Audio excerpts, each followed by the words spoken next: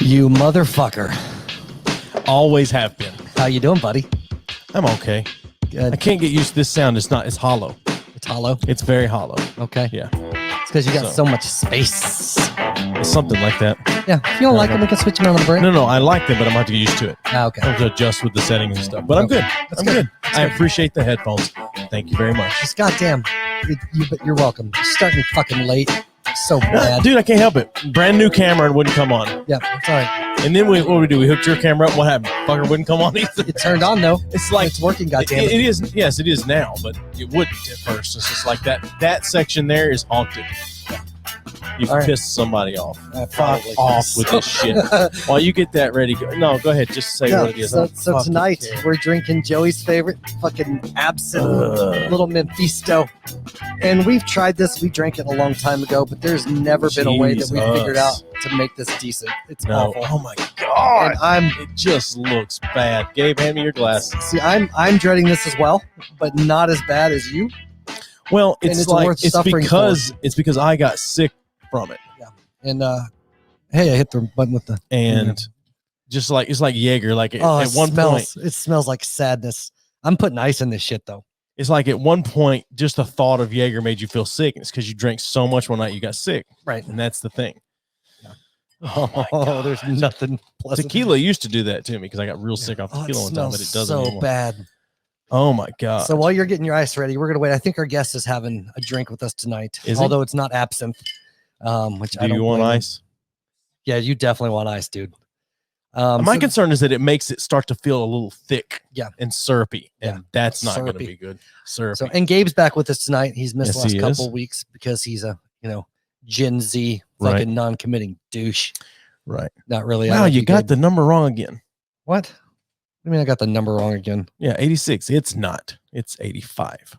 What are you talking about? Oh, the number at the top. Right. It's 85. All right, I'll change it. Whatever. It's okay. Nobody watching cares.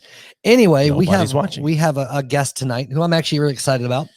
That makes one of us. I've got to know him a little via Twitter. Actually, he's how we got to know Hunter indirectly, so we can blame him for all that. Now you know why I'm not excited. But here is Mr. Roy Peak. How you doing, buddy? Hey. All right. Hey, thanks for coming on here with us tonight. So, it's fun. You didn't hit this at the top of the show, but next week, because we're drinking with some other people on here, we're drinking a bitch drink, which is Red's Apple Ale at their request. Yeah. So I don't know why. I don't either, but whatever. So are you having a drink with us tonight, Roy? Yeah, I've got some Calypso spiced rum. Oh, nice. All right, man. We'll cheers to you. You can see it on the bottle, but little pirate lady, she's showing a little bit of leg. Okay. Oh, okay. That's the best. This is good stuff. Yeah, absolutely. Jesus, well, cheers, my friend. So bad. Thanks for being here. Oh, cheers.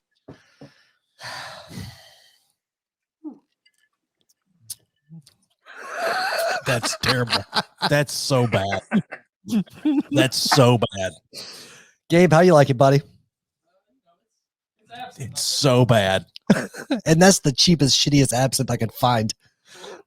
Yeah. It doesn't really taste much better or worse than the real shit that you had several years ago. Oh, man. It's so much fun.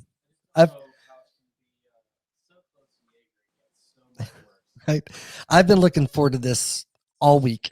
Not only because we have Roy on, but also because I had got to watch you drink some absinthe tonight. So bad. That's so bad. It is so bad. I haven't had absinthe since I was in my 20s.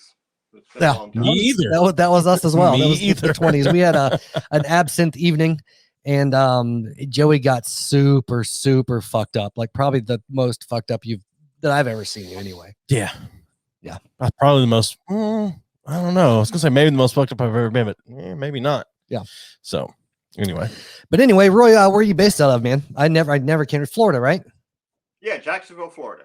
Yeah. Oh, Jacksonville, Florida. Okay. Yeah. And Roy is a musician, songwriter. I'm a bass player, so you could almost call me a musician. Hey, that's what I tell him occasionally. Well, it is what it is. I've seen pictures of you playing things other than bass guitars. It's true. Yeah, I play guitar sometimes. Yeah, and it's a little harder than bass.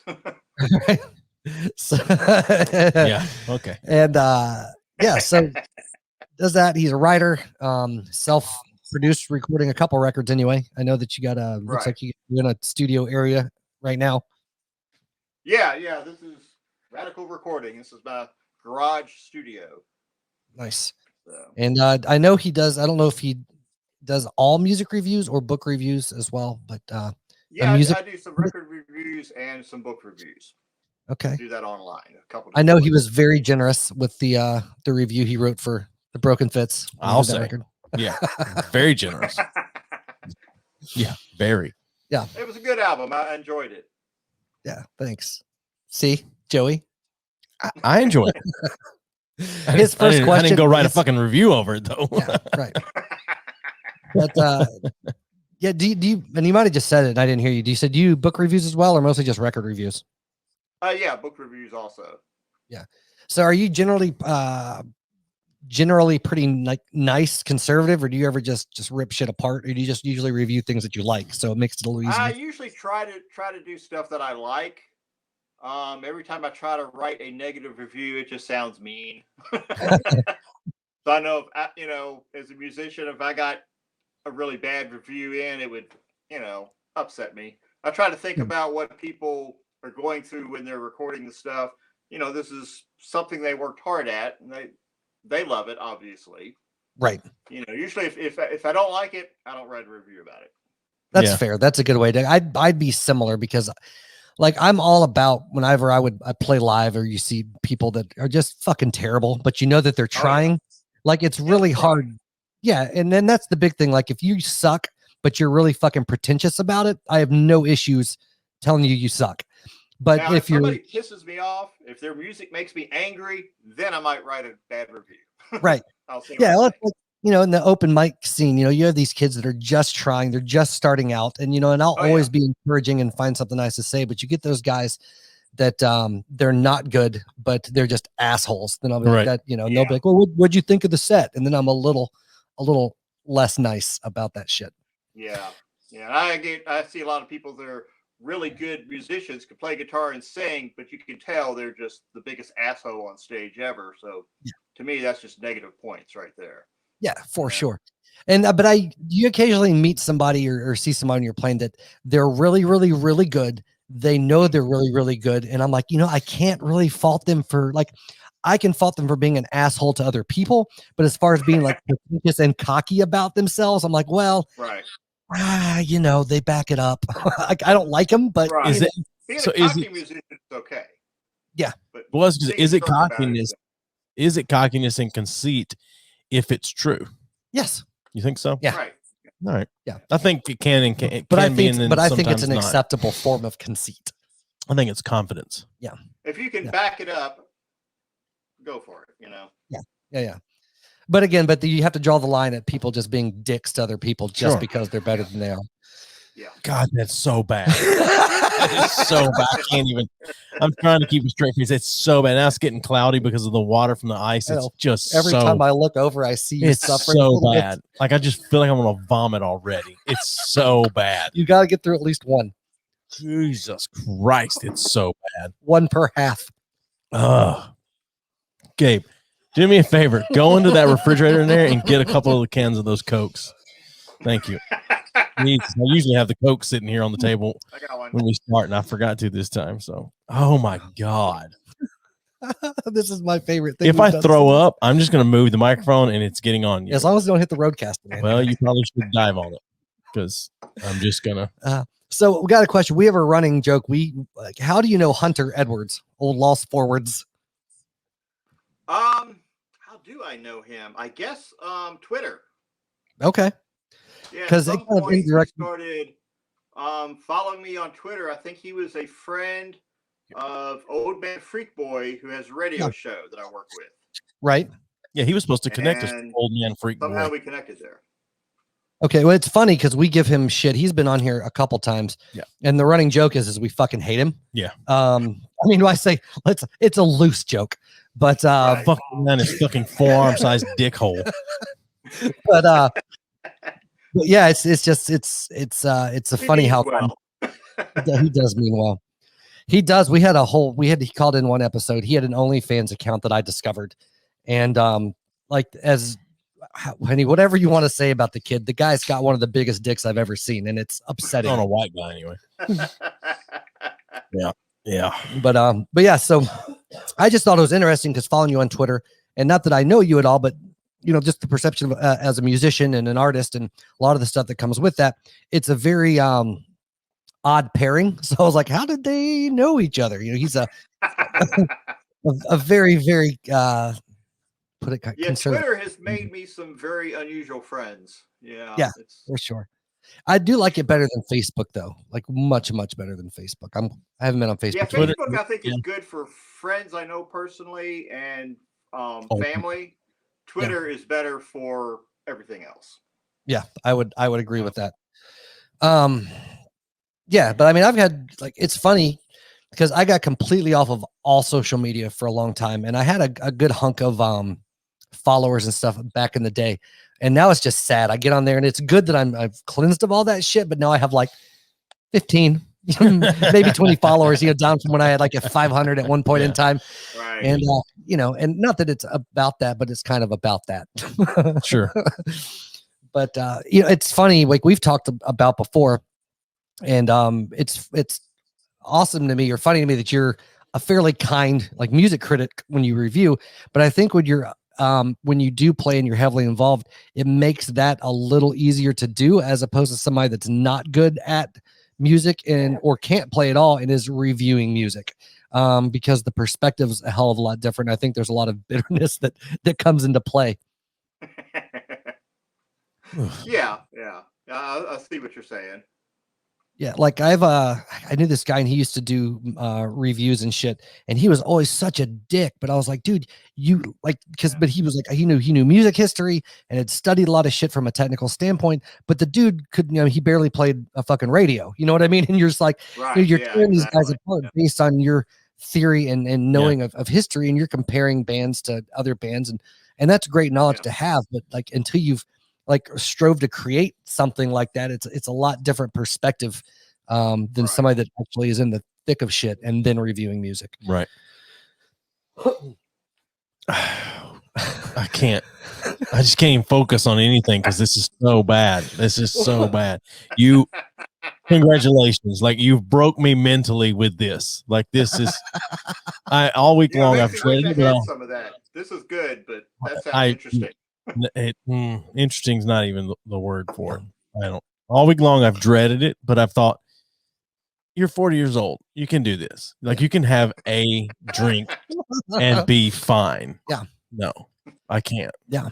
It's just awful. I'm very close to tapping out on it and going, I can't finish it. This honestly, I'm more happy about this. Yeah. This is so happy to me. I hate this, and it's terrible, but it's. I know. I would be the same way if I had thought to bring it. You dread it, but I don't know. Regardless, Roy, what kind of music are you into currently? What do you listen? If we went to your iPhone and looked at the last things you've been listening to, or what you've been listening to the most lately, what is it? Kesha. I've actually been getting into a lot of besides old punk rock that I like to listen to. I've been listening to some folk punk, some of the newer bands, young kids coming up playing acoustic punk rock, which has been fun. Bands like Straight Line Arrival, Apes of the State. Who else is it? Pat the Bunny, which is a real famous. If you're in the folk punk scene, you know Pat the Bunny. Right. So. Okay. It's interesting to me. A lot of stuff's rough, but it's good stuff. It's fun. The kids, they're trying hard. All of them. Actually, many of them are not great players or great singers, but they're really trying. They're really writing honest songs, very emotional stuff. Nice. That goes a long way. I'm a sucker though. My big thing, I love fucking a big fucking hook. I'm just a sucker for that shit. But it's funny because we played in several bands together growing up. Starting when we were 16, and it was just so shitty. But in the progression, as it went along, I think the second time around it was a little bit better, and third time it wasn't bad at all. But was it 3? Do we have 3 iterations? I don't think we played together 3 or 4 different times, but as far as actually being in bands together, twice. And then I went solo, and it all got way fucking better from there. So yeah, clearly. So you're doing a podcast now in my basement. Yes, Gotcha. exactly. Went better for a brief period of time. No, I got you. Before a plethora of alcoholism, drug addiction, and shitty decisions. Sure, you could blame it on marriage, but I mean, whatever. No, I'm just kidding. All right. So folk punk, emotional kids that can't play instruments. Is that the way? That pretty much nails it right there. There's Nice. actually whole memes about this stuff. Yeah. Right. You know. So, like style-wise, I've heard a couple of your records, but like, what do you usually classify yourself in as? And which is the worst fucking question ever, but genre-wise, I hate that question. Thank you for that one. You're welcome. That's specifically why I'm asking this question. I think of myself still as a punk rocker. That's what I was doing as a teenager and in my 20s and 30s and on. But my records are mostly acoustic based, but I don't think of them as country or easy listening. They're still more in your face rock, just with acoustic but still bass and drums and all that fun stuff. I actually coined the term when I was playing, so I called it drunk rock. Was what I because it was all acoustic fronted shit as well. But alt country. I like some alt country. I was not alt country. Yeah, sure. Fuck you, man. No, I like some alt country. Right there. There you go. Yeah.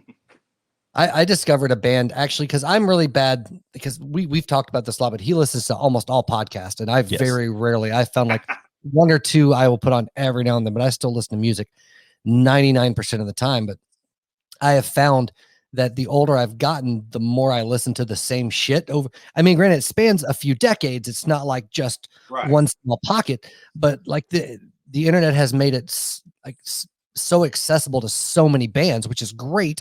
But I'm I don't have time to sit and fucking discover new music. So unless it comes up randomly on like an Apple Music playlist, I typically don't like ingest a lot of new music. And there's no way to listen to everything out there because who has the time for everything that's out there? It's just too much stuff. Yeah, and I don't have many friends whose musical taste that I trust. So if they're like, "Oh, this band's really great," I'm like, "Yeah, I'm not gonna like it." I can tell you that right now. Yeah. But that's what I like about doing the music reviews because it forces me to listen to new stuff. I get stuff sent to me all the time, bands I've never heard of, even bands that have been around a while that I've never heard of, and I get to listen to them. And some of these bands I've become friends with on Twitter. Right. You know, talking to them that way. So it's kind of cool. It's more connections you make. Yeah, for sure. Yeah. So do you usually review independently or do you review, I can't remember the website or the site that you reviewed our stuff through, but for your stuff, it was at sacredchickens.com. Sacred Chickens. That's right. Julie Carpenter's website. Yep. Which is more of a book review website, but they wanted to start throwing some music reviews in there. And so they got me to do that. And then I do some for Rocking Magpie over in England. And he was actually a big music reviewer in England for years and years until he went out on himself doing it. And then he got a couple people to help him out. And I'm one of the guys he sends music to. He says, "Here, write a review about this." Nice. Listen to it and send it to him. Okay. That's pretty cool. I know Rocking Magpie. I've completely forgotten because Amanda knows the lady from Sacred Chickens as well. It's kind Julie of how Carpenter, was that her name? Is how all that kind of came to be. But it's just interesting, man. It always interests me how those roads all seem to cross and come together at various points. They all intertwined. random reasons. But we have like Old Man Freak Boy actually played one of my songs that I wrote more recently, a few months ago on his show, which I thought was pretty cool. And we need to try to get him on at some point. I obviously don't know him. Good, yeah. I can think of a couple people that would probably be good for your show. And throw them our way, man. We're always looking for good guests, really, and shitty guests sometimes when we got space to fill. Hey. So, what's your bass of choice? What do you go to, or what's your favorite? Playing bass. Yeah. Instrument bass. I have a 1976 Fender bass that I play, Fender Precision. Nice. Yeah, I have a couple other basses, but that's my main one. Yeah. So I've had it since 1984. Nice. So, and it's been through a lot of punk rock shows where it's been smashed up, and I'd have to put it back together for the next show, and it's still going. That's awesome. Joey still has the bass he played in our first band back in the day. I do still have that. Yeah, yes, it's hanging on up the wall back right there. So I was just looking at it. And then my Fender's over on that wall. Yeah. Yeah. I don't have any good instruments anymore. Sorry. I don't. I broke my favorite All my one. instruments are old or cheap. Yeah. Like me. So. Yeah. I had an old, I shouldn't say old. I had a Gibson fucking J45 Rosewood Custom, and I loved the shit out of that guitar, and I fell on it. I was sober too, was the upsetting point about it. And not a good way for a guitar to go. No. Since then, I've played a lot of Seagulls. I think I have a low-end Martin right now, but Seagulls I always thought were for pound for the money. They're great fucking guitars. Yeah. But I tend to beat the shit out of guitars when I play them, so I've broken like 2 of them just from beating the board. But you're slowing down on that absinthe there, buddy. I've drank more of it than you have. Yeah. It's just Are y'all not trying good. to finish the bottle tonight? Fuck no. No. I'll go back to tequila before I drink any more of this absinthe. There's a local company here in Knoxville that made this Sevierville, fucking whatever. But it's called they call it tequila, and it's like this local tequila base. It tasted like vodka flavored tequila. A little bit, yeah. Yeah, it was, or tequila flavored vodka. A little yeah, bit, it's fucking awful. And you say it was awful, but it started to grow on. No, it never grew on me. I just got shit faced, so it wasn't as bad the more I drank of it. I'm pretty sure I can pull audio record of you going, the more I drink this, the better it tastes. Exactly. Again, it grew on you. Okay. It was good with lime in it. Yeah, I'll put it that way. with lime, it was decent with lime in it. I'll say not good, decent. And that's one thing we're bad about. So we try to drink something different every week. We don't repeat often, but we'll try local places or whatever. But it doesn't do anything for us, because if we don't like it, it's like this blatant, oh fuck, this shit's so bad, and so nobody really wants to offer to let us drink on the or give us their alcohol. Like there's a local whiskey. That shot, yeah. Right. Well, there's a local whiskey place here in Knox, and we've tried to have them on once or twice, and then they never agreed to come on. But then we tried their whiskey, and it was one of the worst whiskeys. Their gin was not bad. The gin wasn't bad. Mixed with the tonic and lime. But I don't think, but it's not premeditated. We're very reactionary when we drink. It's real. It's not like, this has notes of this. Neither one of us have refined palates. It's just, oh fuck, this shit is awful. Yeah. Well, but that's the thing is, like, if we really like something, you should absolutely sponsor us, because you're getting a real reaction from us. Give us your money and whiskey. Would you take an absinthe sponsorship? I don't care. And drink absinthe every week. Ooh, yeah. I would. What would be the dollar amount? It's probably not as high as you think. I would probably I would dilute it for sure. I would dilute it with some water or something like that. Yeah, that for sure. Yeah, I would dilute it, but I would drink absinthe every week if it meant that there was a sponsor. Really? Sure. That's amazing. Yeah.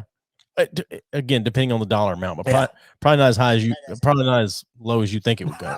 It wouldn't take a lot. That's fair. It would not take a lot. So how many producers of absinthe are out there that you could choose from for something like that? There's more now, many, because it was illegal in the States for a long time. Well, it's still illegal in its original form. Oh yeah, it's heavily regulated. Yeah, it's you can't have whatever it is that they put in. Well, it's a percentage of the wormwood that you can't have more than a certain amount. But so you just get the shitty taste. Oh man, I'm almost done with it. It's getting better as that ice melts more. Right. So I mean, you also, I don't know, because I haven't done. I figured, hey, we'll figure shit out, because I know, I guess, very little about you, but because on top of like all this other shit you have going on, I mean, you still work as well, right? Like you're just a busy fucking dude, like all the time. Yeah, I have my side business. I do carpentry and painting, drywall, working on houses, that kind of stuff. Nice. So during the pandemic, I've been doing a lot of that instead of playing music, and I've still been doing the studio, having people come over and record. I do studio work 3 or 4 nights a week, plus work on houses during the day, and then every Saturday at the running sound at an arts market. Oh, nice. Oh yeah, so I was also going through, and he's also a producer and engineer and all that shit. Like, what's your favorite music to work on from an engineering or producing perspective?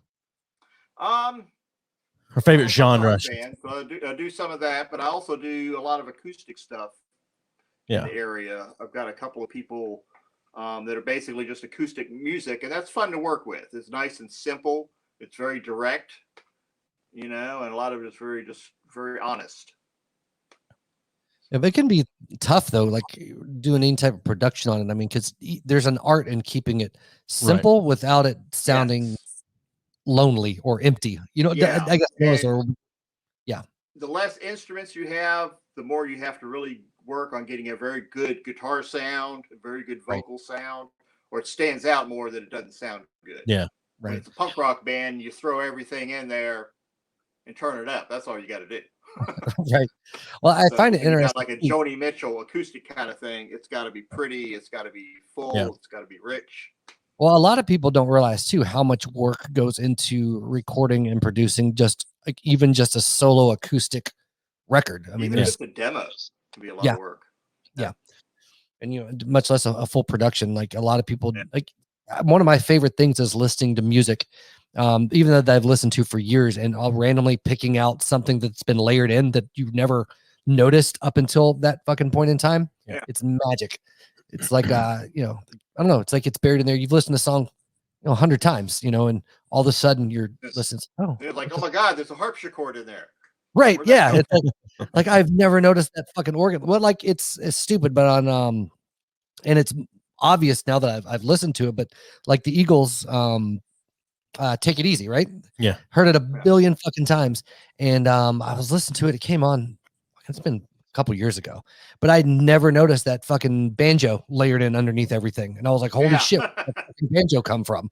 And it added a whole new dimension to the song. And granted, that's a really obvious pick, but I mean, I had never picked that shit out before, and it just, I don't know, I love it so much. But to me, that's what a good producer can do is bury that shit, and it makes it where you can keep discovering things in the music long after you've heard it for the first time. Right. It's fun to layer stuff in there, like you say, where you don't notice it right off, but you've got these little pieces here and there where it might sound like two guitars. It's really 3 or 4 guitars, a banjo, percussion instrument, a little shaker, something like that, you know? It's only when you listen close, you realize all this is in there, and it just sounds like a guitar. Yeah. And I mean, one thing, I am an absolute shit producer. Like, I'm fucking awful at it. I can do some engineering, and I can mix and make it sound good, but that's about where it stops for me. Like I worked with, when we did the Broken Fits record, we worked with a guy in Nashville named Brett Ryan Stewart. And that dude was like, oh, hey, yeah, we could throw this in. Hey, let's do this. And it was shit I would never even think of. Like, I can structure it and I know how to make it all fit together. But then as far as layering that shit in there, I was like, how the fuck, where's that coming from in your head? It's amazing. Right. Yeah. So I had found that working on music, or like playing music, like I love playing like pop rock, pop punk, that kind of thing. But when I sit down, this is the reason I asked that question. If I sit down and I'm actually going to work on the production or engineering of music, I much more enjoy working on like pop or hip hop stuff. Like that's just way more fun to me to work on. So that's why I was kind of wondering, like, what is it that, I understand all these bands you play with, what you listen to, but I just wondered kind of what it was that you enjoyed to actually work on behind the computer, behind the board, behind the computer or whatever when you're doing it. So anyway, that's kind of where that question came from. So gotcha. Yeah, I haven't done much hip hop. I've done a little bit, but that's been years ago. Fun. Yeah. Yeah, that's one small area I'll compliment you on, is you're pretty good at making some beats. Like I'll give you that much. Okay. Yeah, you are. You're welcome. No, I appreciate it. Yeah, I enjoy it. When's the last time you performed on stage? The last time I performed was in May, and that was for a video show because it was during the pandemic. So it was a video show set up at a music school, and that was the last time I really performed on stage. You know, before that, I think it was in March last year. Yeah. Damn. Yeah, I'm about in the same boat. Like I haven't played in forever. I haven't really written anything in forever though. So yeah, it's I'm trying to think. You guys played downtown at the Blue Plate special or whatever it was on the radio, and that's the last time I can remember show. you. I think we went to like one open mic that was just fucking garbage, but yeah, you guys played at Scruffy one night. I think that was fucking awful. Yeah. Well, it is what it is. Yeah. So. It's such an Scruffy City Hall is what it's called. Yeah. But I will say, so here in Knoxville, like the music scene is way, way better. We came here from Huntsville, Alabama, and it was just one of those cities that there was just very, very little original music. It's almost 99% cover bands, which if that's what you do to make money, that's cool. Like I have no issues with cover bands. But you have venues that call themselves venues, or people that like really, really love their music supporters, and like if it's original music, they're not fucking showing up, unless they're going to be able to holler along with their favorite bands in the corner. And that's how the bulk of the town was. Like there was really no real love of music. There was a love for party shows, but not really, there's no really supporting of local musicians. And most of the ones that were big, they all were friends of people that kind of owned venues and shit in town. So it was really hard to get any type of decent show for the most part. And then when you did, Huntsville is such a big engineering town. Yeah. Everybody was in bed by 10 o'clock, on weeknights or any other. And you did, it'd be weird. You'd have one night where you'd have a packed out show of 100, 200 people. And then you could play the same night the following week and there'd be 5 people. You never knew how it was a very frustrating place to play. But I would imagine the scene there in Jacksonville is though pretty decent, right? Because it's a pretty good sized place, so there's probably a lot of variety. It's a big town. It's very spread out, so we have a lot of cliques. The beach has its favorite bands. The West Side has their favorite bands. Downtown, Riverside. It's like you could be big at the beach, and nobody else in the rest of town knows who you are. Yeah, that's just the way it is. Dude, Hawaii. And there's a lot of cover bands, a lot of college bar music that's very big. I have a lot of friends that make their living playing in bars doing like Sublime covers and that kind of stuff. And that's all they do. Yeah. They make a killing. They have a lot of friends that just do original music and they play in the more hipper places. Mm-hmm. So you got the room to support it too. Yeah. The town's so big you can support a lot of different little musical offshoots. There's this one guy, man, I played with occasionally, and I didn't play with him in the same band, but shared a stage with. And they always call themselves like a singer-songwriter or music, he had a band with him and stuff, but original musician. And it always pissed me off so bad because he was so huge, and everybody was like, oh, he's such a great songwriter, performer. He played 98% cover songs. Like he would hand out a book, and they would he'd pass it around and people would shout out like a fucking jukebox. Yeah. And then out of a 3 to 4 hour set, he would play like one original song per hour. And that was it. And they weren't bad songs. Don't get me wrong. But he would promote himself as a fucking like original musician. Like you can't do that. Like I'm great with you being a cover band, but like admit what you are. Right. I have some songs. Yeah. Oh man, it's one of my biggest pet peeves. I'm like, just be honest. Be honest with what the fuck you're doing. And even say, hey, I'm trying to be a songwriter. I'm trying to play my own stuff, but I'm using this as an avenue to get shows and fine, whatever. But don't tout yourself as this being this prolific fucking writer and actually just be a fucking jukebox, man. Yeah. I hate it so much. So being a bit a college, I guess I'm going to rant a lot this episode, so I apologize. Jacksonville's a college town. So like, are jam bands and like the kind of psychedelic funk kind of jam, are those pretty popular there in Jacksonville? Because they're pretty popular here in Knoxville. Yeah. Yes. The college kids really will get into a jam band, especially if you've got some like kind of funky, psychedelic kind of sound to it. Which don't get me wrong, I enjoy that as well if they're good. And what's getting big down here is bluegrass bands that are doing the psychedelic jam band thing. Oh, okay. So it's like a 4 or 5 piece banjo, violin, guitar, upright bass, but they're doing psychedelic and jam band kind of stuff. They're doing Grateful Dead covers. Yeah. Which is funny. It's one genre that I don't understand how it's continued to survive. I mean, the live shows is fun. It's fun. That's why. And I think people think that buying the album will recreate the fun, and maybe for some people it's more of a they're reminiscing on being at the shows or whatever for the big ones, the Fishes and the Grateful Deads and things like that. But the Grateful Dead just fucking ruined it for everybody. It's what happened. But going to those shows live, like, they're really fun. Like, especially if they have a mix of original and cover stuff, they're very fun. But as far as just listening to it in the car or whatever, I just can't. I can do it with some. Well, to me, it's a lot. That stuff's better live. Yeah, well, it's a lot like, to me, it's like listening to jazz. Like, there's very few jazz records I've been able to throw on and stomach. Like, going to a jazz show, it's fucking like an experience, especially if it's a really good jazz band.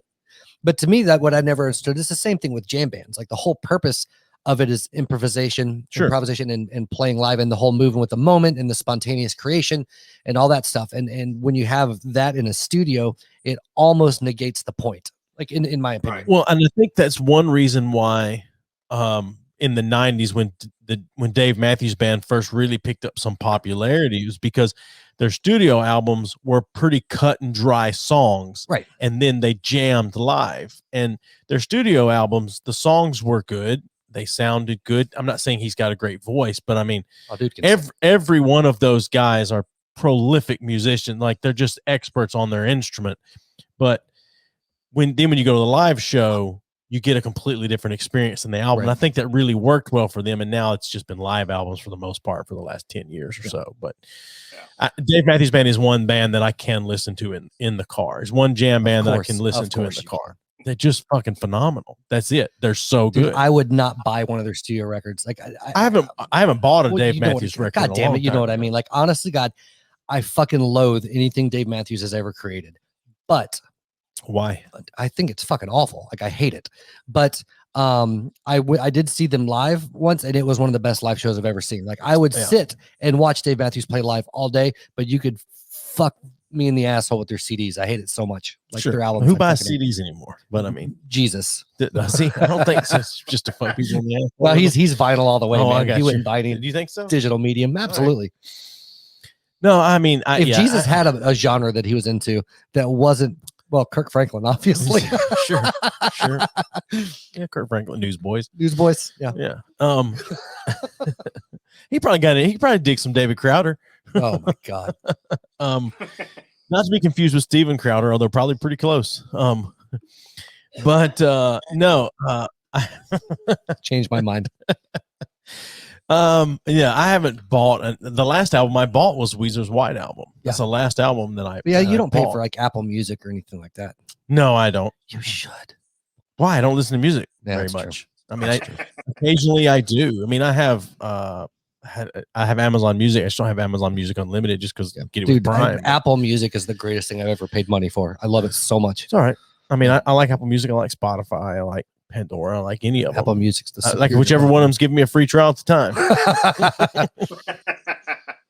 There's always one that will do that. That's it. It's always one of them. So, FYI, I just got into Apple Music. I was using Spotify for years before that. So now I've got them both until I drop Spotify. Right. Now I really like it's because they have a much deeper catalog as a whole, and I will say like they're.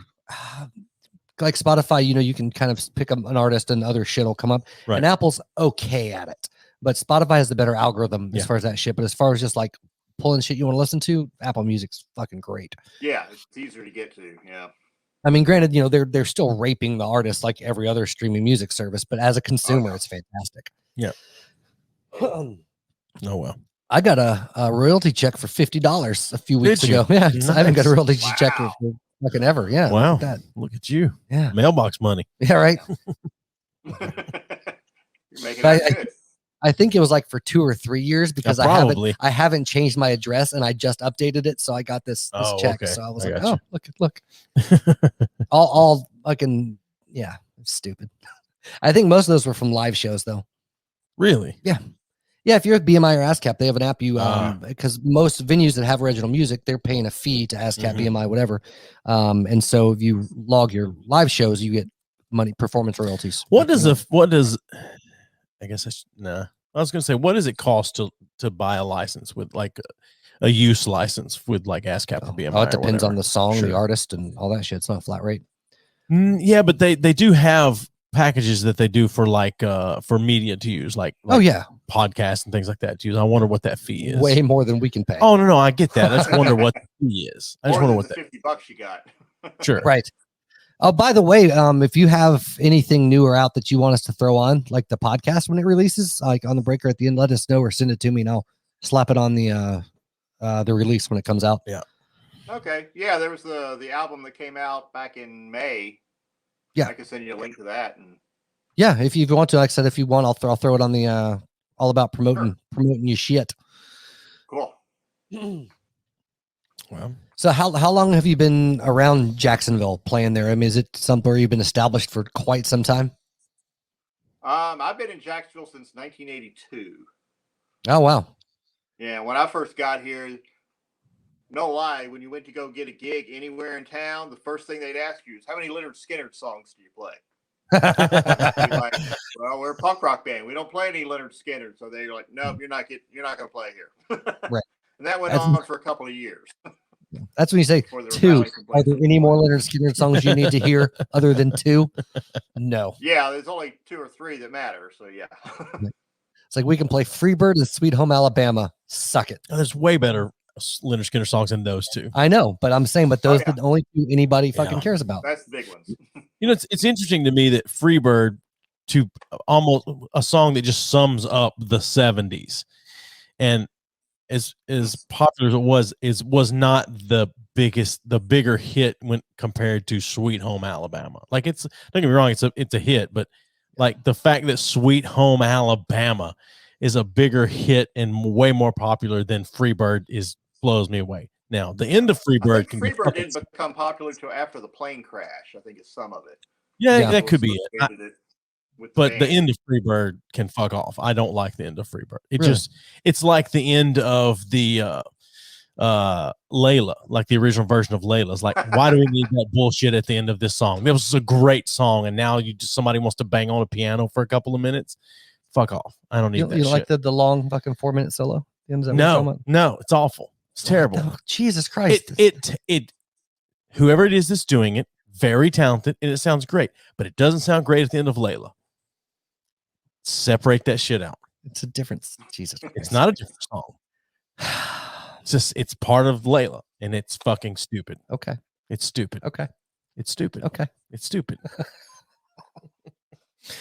Anyway, I just hate that long, drawn out bullshit when it comes to stuff like that, especially when it completely takes a different turn. But to me, though, like with Freebird specifically, which is why it became a thing. It's so stupid. But like that whole section is like, dude, it's like a giant, amazing fucking orgasm at the end of some really boring sex. It is, and I would love to hear it live, but not on the album, dude, or on the radio cut. Like the use of it in fucking Kingsman. In the church, and then on Elizabethtown at the end, or like the two like most perfect uses for that song in a soundtrack. Wasn't it on The Devil's Rejects or House of 1,000 Corpses? One of them, when it's Devil's Rejects, when they're going out at the end of wasn't that the song that he used? Oh, never mind. I think when the three of them are driving toward the cops, and it was a great use of the song. I think it was that song though. But anyway, I like how Roy's like, "What the fuck, guys? We tangent so much, man. We do. Feel free to jump in. Jump in at any point." Yeah. That's like the inside of my brain. It goes from one thing to the other all the time. So yeah, I'm with you. But no, I think the solo section in Freebird is one of the greatest things that has ever been written in music. I completely agree with that, but I don't like it at the end of that song. It fits the song. I don't disagree with you. I still don't like it on the song. Oh my God. I just don't like it. It was Devil's Rejects. There you go. Yes, Devil's Rejects from Will Pierce. Oh, that's my brother, Will. Oh, yeah? Yeah. The fuck's up, Will? Yeah. He couldn't. So Will and I were talking last night. He couldn't figure out why he didn't get notifications or anything of when we go live or anything like that. And so I went with him through his Facebook and his YouTube. I was like, well, because you haven't subscribed or liked the podcast. That's why you're not getting them. He was like, oh, well, I didn't realize that. All right, well, that's fine. Oh my God, I'm so glad I'm done with this. No, you got one more in the second half. And no, I don't either. Yeah, there's one per half. Nope. That's how it goes. That's not how it works. That is how it works. That has never been laid out that way. Yeah, that's how it's always been. That's how it's always been. No, typically I have 2 in the first half. Well, then come on, load it up. Nope. We agreed to 1. What did you say? Joey took the bottle off the table. Yeah, I did. I took the bottle off the table. Oh shit! I didn't even notice that. For 1, because that gives us a better chance of finding a clip that we could use to promote if we decide to, and 2, keeps you from being able to pour me more. We know the real reason. That's fuck you, Gabe. Oh God. So it's funny. anyway. We were talking about music and shit. Like I'm always a little bitter on the inside that I never got to do more of it, like for an income. I don't know. Like it was one of those things. We don't talk about our day jobs on here, but we both work, full time, obviously. And like it was one of those things. Like I always wanted it so bad. I didn't care if I was famous. I mean, I obviously no, hold on. Every musician or artist wants to be famous and make a fuck ton of money. If they say they don't, they're lying. Yeah. But I'm saying, baseline, like I wanted to be able to make enough money to live on with music, and it never quite got to that point. And it's been like something I've been bitter about, like since I've kind of had to walk away from all that shit. Sure. It's so upsetting to me. I get it. Yeah. I think most musicians that are still musicians, that if they've never quite hit that point, there's still a little bit of like, God damn it. Why did not this work out? Why did not this work out? Why did not this work out? Why did not this work out? Okay. I'm bitter that I never made it as like a big rocket scientist or anything. Yeah. I'm bitter. Well, you didn't put in the work to be a rocket scientist. Well, so what?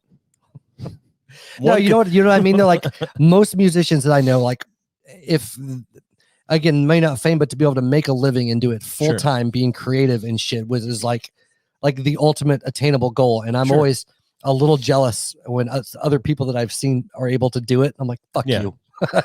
Like, I'm glad for you, but fuck you. I really hate it when someone can do that and they're not that good or that interesting. That's I know. Like, no, yeah, no, there was this girl in Hawaii, and I've let you hear a couple. I was Steph Music is what she went by, but wow, she was fucking awful. Like really, really good at promoting shows, but absolutely terrible musician across the board. Terrible writer, terrible singer, terrible guitar player. It was also because she tried to be too complicated, wasn't it? Is she the one I'm thinking of, or somebody else? Maybe, but just in general, like she wasn't. No, I've heard the shit. But her mom was a pretty well-known songwriter in Hawaii and did really well for herself. So she was kind of on those heels wanting to do that. But somehow she kept getting booked for these huge shows. Like she would pack out. Is she good looking? Show. Not really. Oh, well, never mind then. But like she was really good about putting together talented musicians to play in her backing band or whatever. But even outside of that, like she wasn't good, but she would have like thousands of views on YouTube, and all these people are like, oh, your music has changed my life. And it made me question everything I thought was good about music, like everything. And I'm like, maybe I'm the odd one out here. Like, I don't understand. But that drives me absolutely insane. Like I love when people that deserve whatever recognition and success they have, I love when they are like, I love seeing that. Like even, whatever I feel like I deserve, whatever. But like when I see somebody that's really worked hard and achieved those things, like I'm super happy for those people. I really am. But it's the people that just suck. You're also jealous. No, I'm jealous, but I still don't have any ill will. Like that's right. Like Avid Brothers, for instance. I don't know them personally, but to see like what they do and what they make, but the level of talent those guys have, like to me, they deserve everything that they have. Like they're not fake shitty musicians. Like they're fucking amazing guys. Yeah. I don't know personally from a musical standpoint. So like bands like that, I have no issues seeing do really well. But like when you see even on a local level, somebody that's just not good, but they're just, selling out shows left and right. You're like, what the fuck is wrong with me? Like it makes me question my own taste in music. Like, do I really actually like shitty stuff? And I don't hear that how good these guys really are. So do you feel like most of the time that happens, it's people that are playing mostly cover songs, or do you think it's no, it's a mix. Is it? Yeah, it's a mix. Okay. I think you can be shittier as a cover band and get away with it more because people know the songs, right? But I don't know. Like I've just never understood it. Like because I've seen it often. People that are good at promotion, or the people that have an agent or a manager who has an inroad, have connections. Absolutely, and I think too. if you have enough people that say you're good or get excited about you, other people will jump on that bandwagon. It's a big part of that. Like, because it's if you're the cool thing to like, then people that wouldn't usually like it will like it. Right. You know. I mean, you see it on a regular basis though, and it's always kind of like we've talked about even with podcasts. You'll see somebody that's got 10,000 downloads an episode, but the thing sounds like shit and it's boring as fuck. I don't think that we should be famous. Like, I think we suck. Like, I mean, I don't know who the fuck would listen to our podcast. I have fun, but as a whole, but evidently we are very appealing to people, because some people tell us that all the time. And like that I trust their opinion on things like that. They're like, no, you guys are very appealing. I feel like, like, well, I don't understand. I would not. I feel like you guys are so no, but you don't listen to podcasts. If I did, I wouldn't listen to this podcast. Sure, you don't know that though. You don't listen to podcasts. I listen to rarely. Right. I listen to podcasts, and this would not be top of my list, but I would have it in my rotation. And I'm answering that honestly because I've listened to lots of podcasts. Okay. This is something though that would appeal to me. Yeah. Maybe it wouldn't to you. Okay. So whatever. How about you, Roy? I hardly ever listen to podcasts. I do occasionally. Yeah. The Old Man Freak Boy tries to get me to listen to a number of podcasts, but I just don't have time to listen to podcasts that much. So. Yeah. Well, like we talked to these two girls a while back ago, and one of them was saying like when she works out at the gym, all she listens to are podcasts. I'm like, I don't fucking comprehend that. Like it did just like I had to. It takes you out of what you're doing because you focus on something. But else. I can't pay attention to two. Like I can't listen to what somebody's saying. Well, it depends on what you're listening and do something else. But music, I can hear the music even if I'm not listening to what's being said. There's still like the flow and the beat, whatever the fuck it is that I can absorb.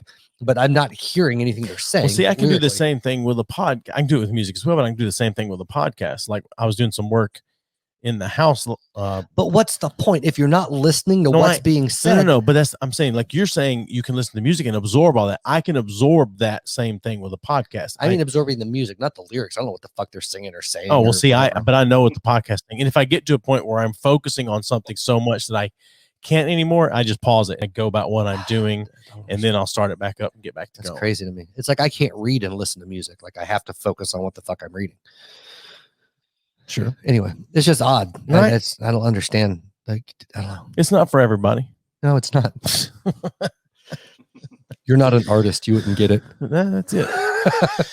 That's the way it is. So, whatever. I don't know. I had something I was going to say off of that, and I got distracted by your stupid podcast opinions. You got distracted very quickly because you started talking, and within a half second, like didn't know what you were going to say. Because it derailed. Because I was focusing on. Because I listen, fine. Joey. I listen. Well, not if you're doing something else. You don't. That's so. That's why I'm playing with this cord. I'm not hearing anything. I know. Oh, Jesus. No, I actually had a question. Oh, something that we've actually mentioned more than once on here, and I want Roy's opinion on it. One of the things that fascinates me about musicians and artists in general, especially the really talented ones, are like this perfect mix of like narcissism and then just complete crippling insecurity that they just blend together, and depending on the circumstance, one overshadows the other. It's a very strange dichotomy to me. Yeah, I see that more in artists than in musicians, but there is quite a bit of. I have some friends that I play with that are that way. Yeah, and I guess I see a lot more in artists, painters, and that kind of stuff than I do musicians. But I know exactly. I would say maybe frontmen and lead guitar players more than other musicians, but to want that spotlight and to kind of be in the forefront of all that shit, and then at the same time be like, man, that was terrible, I suck, I'm so bad. And then you're like, yeah, you guys can suck my dick because I'm awesome. Like it's these two things all wrapped into one. No, I get it. I don't know, we're the same way though. Yeah, I am when I'm playing, for sure. Like my mindset's always been when I go on stage, like this is my venue. I'm going to rock the shit out of this. I'm going to fucking kill it. It's going to be awesome. And then, immediately afterwards, I'm like, I suck and I hate everything. I get it. I've seen you before. You stand in the corner of the room and you're like, whose venue pussy is this? Yeah. And then afterwards, you're It's your venue, pussy. That's exactly what I do. But no, my thing was always, and especially playing acoustic guitar or whatever, like I would never shy away from opening or playing a gig with anybody. Like I don't give a shit if I'm the only one on stage or not. Like my goal is to outplay, you know. And the funny thing is, and I don't know if growing up, I'm assuming you probably have a similar mindset. Is like it's a community, and I want other people to succeed. But when it's time to go on stage, my goal is to be the best fucking person in the room. Right. I still want everybody else to do well. I just want me to do better. And then if I bomb, I bomb. But you know, that's the whole thing. But I'll support somebody else. But when it's time to play, it's time to fucking play. I found when I was younger, it was more of I'm going to go on stage and my band's going to kill. You know, no one's going to survive this show. We're going to be the best band ever. And I didn't give a fuck about who we were playing with. You know, I'd think bad about them, talk bad about them. I didn't care. The older I got, the more I got, okay, now I'm going to still be that way on stage, but now I'm going to support the people I play with. I've kind of learned, you know. Yeah. Well, I think that happens. No, absolutely. Well, I don't know, like, especially with younger artists, I find it really odd about people get really possessive about their fans. Like they're almost worried that if they share a stage with you, they're going to lose fans to you. And I'm like, that's not how the fuck it works. They can love me and love you. But, yeah, well, we've had to get a fan doesn't mean you got to, you know, you got to push another one away. It's I mean, we've had other podcasters that don't want to come on the show for similar reasons like that. It's like, well, why? It doesn't, like you said, it doesn't work that way. It's like they can listen to you and then they can listen to us as well if they like. I mean, they can listen to both of us. It's like, I don't know. I wonder if people are just allowed to like more than one. Yeah.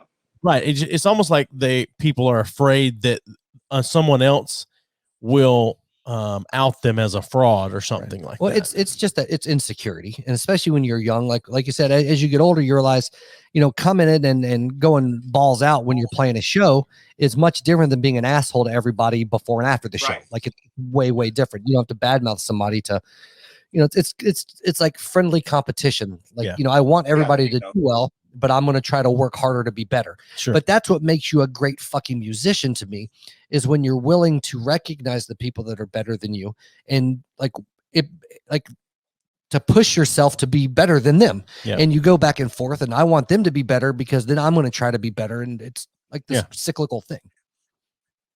Sure. Yeah. I don't understand it. I mean, it's like, dude, I've had, it's like I mean, when we played sometimes in times past and someone else would be playing before or even playing afterwards, it's like, if they get the crowd up and get them going, then that crowd's in a much better position to be able to like enjoy whatever's going on there. I mean, so it's like, why? I don't know. It doesn't make sense. I hear comedians talk about that. It's like, why would you want to make the crowd not want to listen to anyone else? Because I mean, first off, no one's going to want you on the bill anymore. But it like, why can't you get the crowd going and then I get the crowd going as well? Like I don't know. Well, see, my goal always going out was just because I was 90% of the time solo acoustic guitar, and I jump onto any show, and my whole thought is like, my goal is to fucking like outplay the full fucking punk band that's coming behind me. Like I want to rock harder than them, and not because I want them to look shitty, just because if I can get the crowd up and going with just me, like it's going to be a fucking great show all around. Sure. But I actually had a couple bands straight up tell me they would not play shows with me, and it was solely because they're like, no, you can't open. I was like, well, then I'll close. I'll be like, you can't headline, you're an acoustic guitar player. And I was like, well, then let me open. Well, no, because then we'll look bad. I'm like, just fucking play better. Right. Like, I love you guys. Like I'll sit and, you know, hang out for the show, but I don't know. Well, yeah. And I don't understand that though, in any facet of life, like why you wouldn't want to not really be up against something, because that's not the same thing as what you're talking about with music, but it's like, why wouldn't you want something that's going to challenge you? Right. It doesn't make sense. But I think that's the thing. A lot of it is, especially when you're younger, contentment for one. Yeah. Well, a lot of it when you're younger, though, is you don't want the chance to look, because you're insecure enough as it is. And if there's a chance that this other person can make you look less than good, then you don't want any part of it. Yeah. Right. But I mean, I'm sure, Roy, you've played long enough too. I mean, part of that whole experience is nobody wants to bomb. And I've bombed so many times in such horrible. Oh, yeah. It's part of it. Yeah, and that's what makes you a better musician. Like if you can be like, well, fuck, I'm not doing that again. And sometimes you're gonna get a crowd. It doesn't matter how good you are, they're gonna fucking hate you just because of time and place. Or I've played a few gigs like at a sports bar when there's a ball game coming on. It's like, oh, okay, it's time for music, so they cut all the goddamn TVs off, and then you're immediately the most hated person in the room. Oh yeah.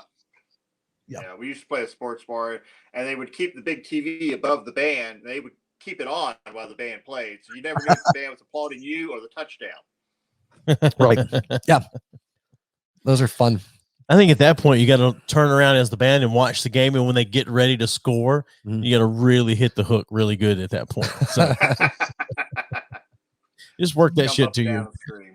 So being a long-term, musician in Jacksonville, how many, if any, like bars or venues have you been banned from in your career? Or kicked out of, even maybe not banned. Have you been kicked out of any? Yeah, I've been kicked out of a few. There was one that I would say I was definitely banned from, a band I was in called Radio Berlin back in the 90s. And we were doing it was one of these, like a Lollapalooza, but it was local. And they had like 5 or 6 bands playing at the same time in different clubs.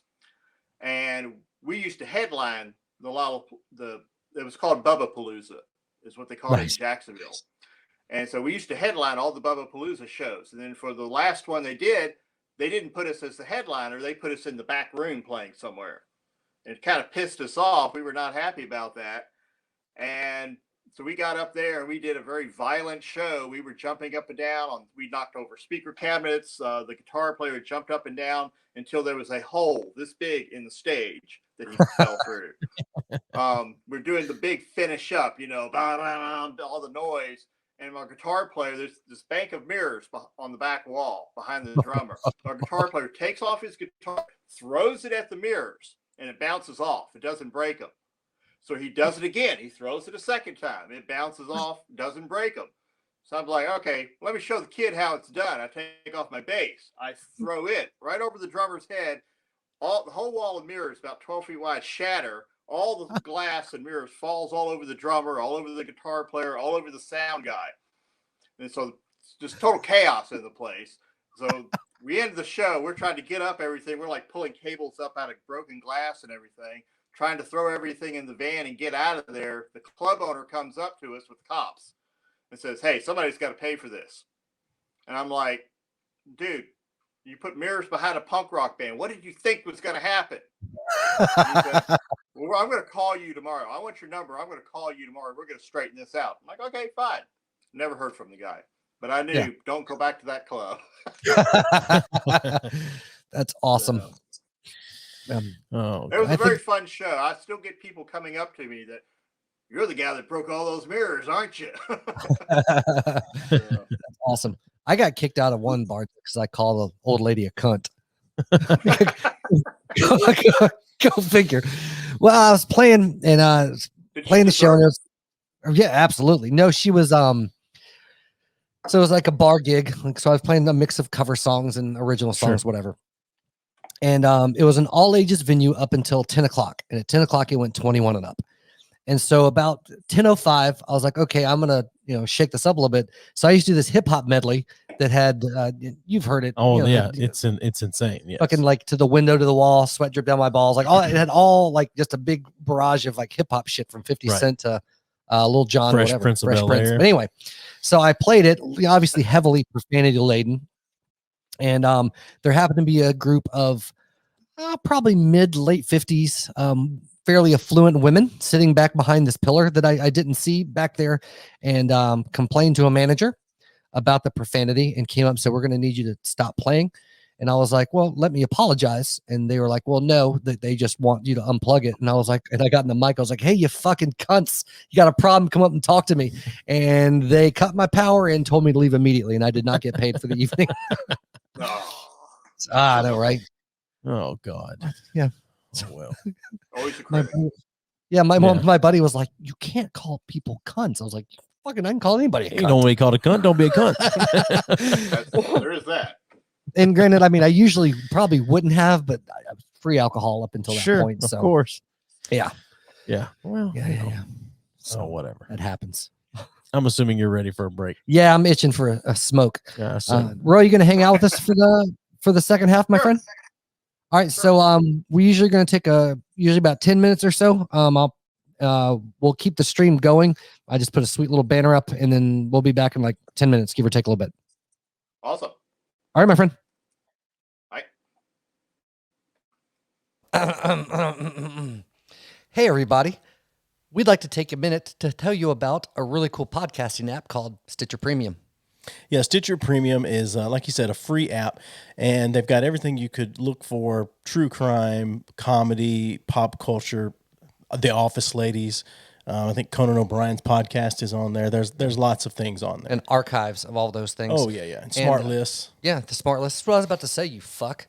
Smart lists basically will watch what you're listening to, or listen to what you're listening to, use some fancy algorithms, and make recommendations on shit that you already like. Yeah, so if you go to Stitcher.com/premium and use the code B3F, you can get a month free. So it's $4.99 a month, or $34.99 if you pay for a full year. But use the code B3F, and you'll get a free month.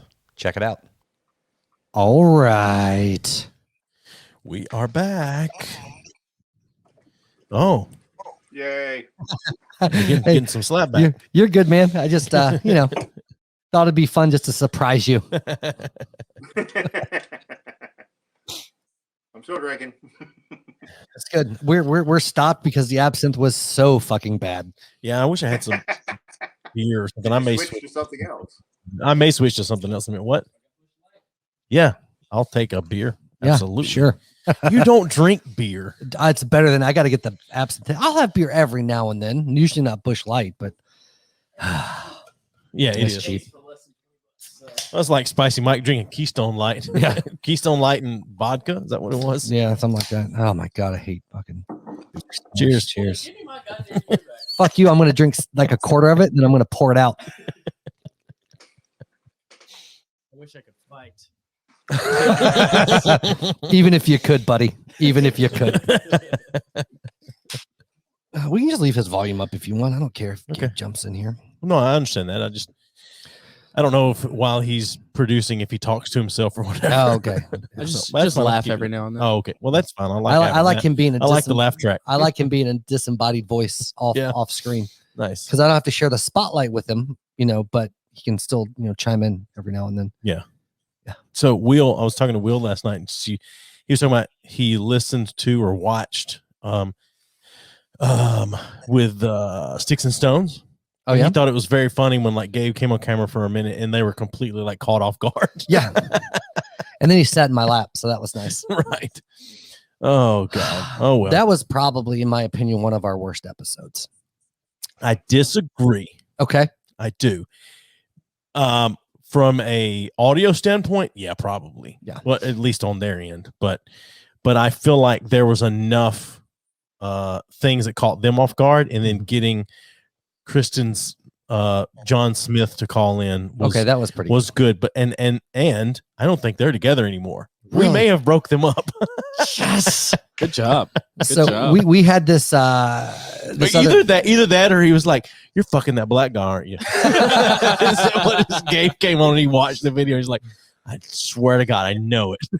I felt good because a married woman said I was hot. Yeah, there you go. So we had this other podcast on called Sticks and Stones, and there are a couple ladies out of Dallas. And one of them had a moderately new relationship going on, and we somehow talked them into letting him call into the show.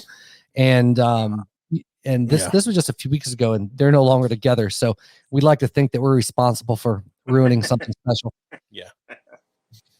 Yeah. What's interesting?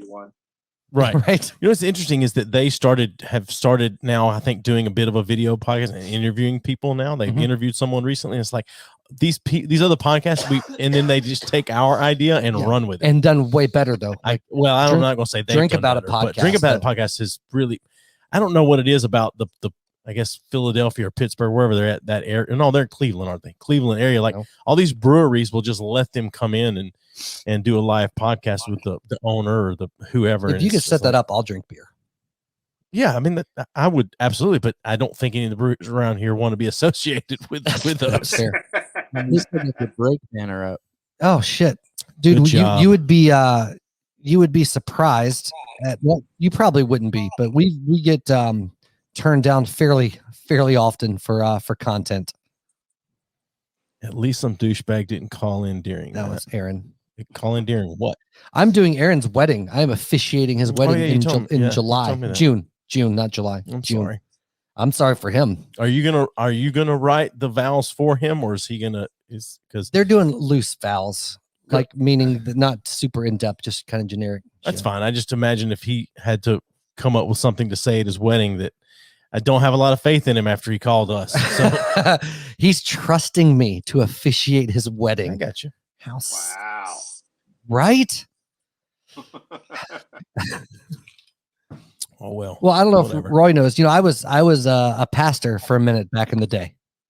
I did I'm gonna start. I'm gonna start putting a tally up of every time you mention that to people. Well, it comes up in conversation, just like then I one brought it up. Officiating the wedding. It's a shocking fact about me that I like to share. Okay. All right. That's fine. I'm proud of how far I've come from that. So that's where that comes out. Yeah, sure. That's fine. Fuck you. Play a drinking game that every time I talk about me being a pastor, that everybody takes a shot. That's fine. It'd be a fun game. Yeah. Yeah. It'd be at least a shot an episode. Yeah. At least. Oh God. Whatever. Roy, what's the excuse me. And you may have said this earlier and I've just forgotten it. I don't know, because this absinthe really occupied my brain space for a while. But what's the last review you wrote? Like, who did you review, or what album, or what was it? Oh gosh. The last one. I don't remember. That good of an album was the last one? Let me think here. I know I did one on who did I do one on? I do so damn many of them. All right, what's one of the ones you did then? How about that? What's one of the last ones you did? How about your favorite one? I did one on the Broken Fits. I remember that one. God, that band is fucking awful. I did a review on Milk Carton Kids, the album they did last year that I really enjoyed. I thought that was a very well written review, if I do say so myself. That was on Rocking Magpie, and I very much like. I was very proud of that one. Nice.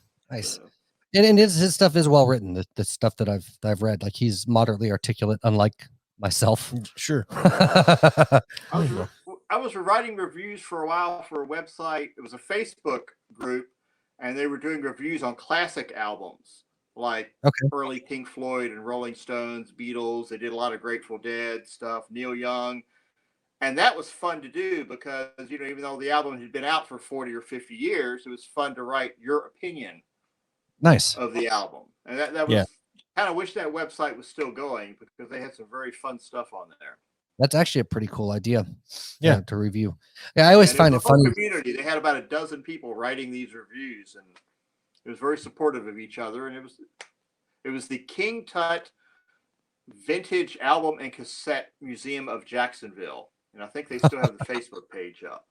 That's a mouthful. It's a mouthful. I find it, I don't know, I always find it funny with like Rolling Stone, right? Their big music reviews or whatever. It's albums that they will just fucking tear apart that like a decade later will become listed in like their greatest albums of all time. Like they'll retract the review and then rewrite it. And I always find that hilarious to me. And it just shows how, like obviously opinionated, but how one-sided music reviewing can be, because the test of time changes, that filter. I think Pinkerton from Weezer was, when it came out, was just fucking torn apart. It is now regarded as one of the greatest fucking pop rock albums of the fucking 90s. Yeah, I don't know. Most reviewers, most people that write reviews, that most of them anyway, are so full of themselves and feel and sound as though like they have it's like their readers, like it's like they're saying, you guys don't understand, so let me tell you what's good, because you don't understand and I know what's good and what's right. And it's like, what the hell, man? Yeah, I think that's what I was getting at earlier when I was saying about people that that listen from like this critical. They have this Sure. music history background, but they have really like they're completely out of touch. And there's not really an appreciation for the art as much as the technical breakdown Sure. of whatever the fuck perspective they're looking at. Right. Yeah. I don't mind looking at like movie scores and or even album scores and things like that, but I don't care to read what the people have to say about it. Yeah. Okay.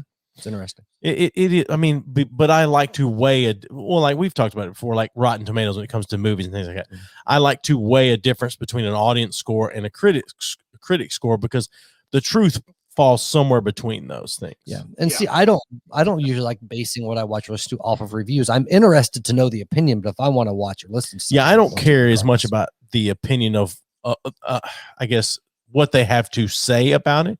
It's just, what is it? 1 to 5, like what are you giving it? Because that will at least give me a jumping off point of, okay, I might enjoy this movie, and then can go into it. Do you feel like that skews your opinion though of your enjoyment of it? No, really. It just gives me a little moment of, all right, I need to back burner that, or I need to add that movie to my watch list, and I'll watch it at some point because I may like that movie, and then I'll start it, and 10 or 20 minutes in, I'll be like, this fucking sucks, and turn it off. But most time, if I start a movie, I'll at least finish it. Interesting. And then then I'll give it my own thumbs up or thumbs down on Netflix. But yeah, it doesn't make me say I'm going to like this movie. It makes me open my mind up and go, I think I would like that just based on a score of this. So in other words, it makes you more likely to try watching a movie that you wouldn't otherwise. Well, it makes me more likely to watch it sooner. Okay. I'm more likely to watch it sooner based on the score, because there are movies I see that I like. Well, I mean, I'm trying to think. So it does influence then. No, I'm more likely to watch it sooner. I'm probably going to watch it anyway, but I may be more likely to watch it sooner. Okay. It doesn't influence my opinion. It influences when I watch it. Okay. So but there are movies that I like that have bad scores especially with critics. Like, I don't think Boondock Saints, which I absolutely love that movie. It's not a great movie. The second one's garbage. Sure. From the get-go. Sure. But like the Boondock Saints, I absolutely love that movie. It's something about that movie that just gets me. But I think the critic score is just abysmal for it. The audience score is higher than the critic score, but I don't care. They could both be at 0. I still enjoy watching that movie. Okay. So it doesn't influence my opinion. It influences when I may watch it. Okay. That's the thing. Now, for music, so when it comes to music, and God damn, this is the longest diatribe ever. No, this different subject now. For music, and say that because Roy does a lot of music reviews and plays music, things like that. I base whether I give someone a chance, especially if it's someone I haven't heard of, on someone whose opinion I trust on music, that I know if they say, hey, you should check these guys out, they're fucking great, or they're pretty good, they remind me of, then I'll try them out. I did that with the I think it was the Interrupters. Isn't that their name? Yeah. The Interrupters with you. You said, hey, you should check this band, the Interrupters, out. They're pretty good. And I'm like, all right, I'll give them a try. Yeah. I trust your opinion on music. Right. And I listened to them like, fuck, these guys are really good. Yeah. So for what they do, absolutely. Yes, they're straight throwback. Really straight throwback. Sure, but they're really good at it. Yeah. So the Interrupters, I haven't heard of them. Yeah, they're really good. For your context, Boondock Saints, 91% audience score, 28% critic score. There you go. Yeah. And I mean, obviously that's such a wide range, but yeah, the reality falls between that. Yeah. See, my thing, as far as I like to read certain reviews just because I like to feel like that I'm smarter than the person reviewing it. I'm like, they thought it was stupid. They're fucking wrong. Dumbass pieces of shit. Sure. Yeah. Oh God. But no, I don't know. Like, art is so subjective to a lot of things. It's really funny to me, people's perspective on it, and then everybody values their own opinion so much more than other people's for the most part. So you'll listen to something that you love, and you'll hear somebody tearing it apart, and you're like, you're just a stupid piece of shit that doesn't get it.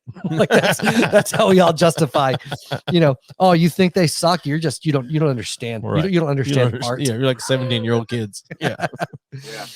Oh God. But no, it's funny. Like, I'm finding with my oldest, he's 17 now, and he's got, I will say, a decent taste in music now.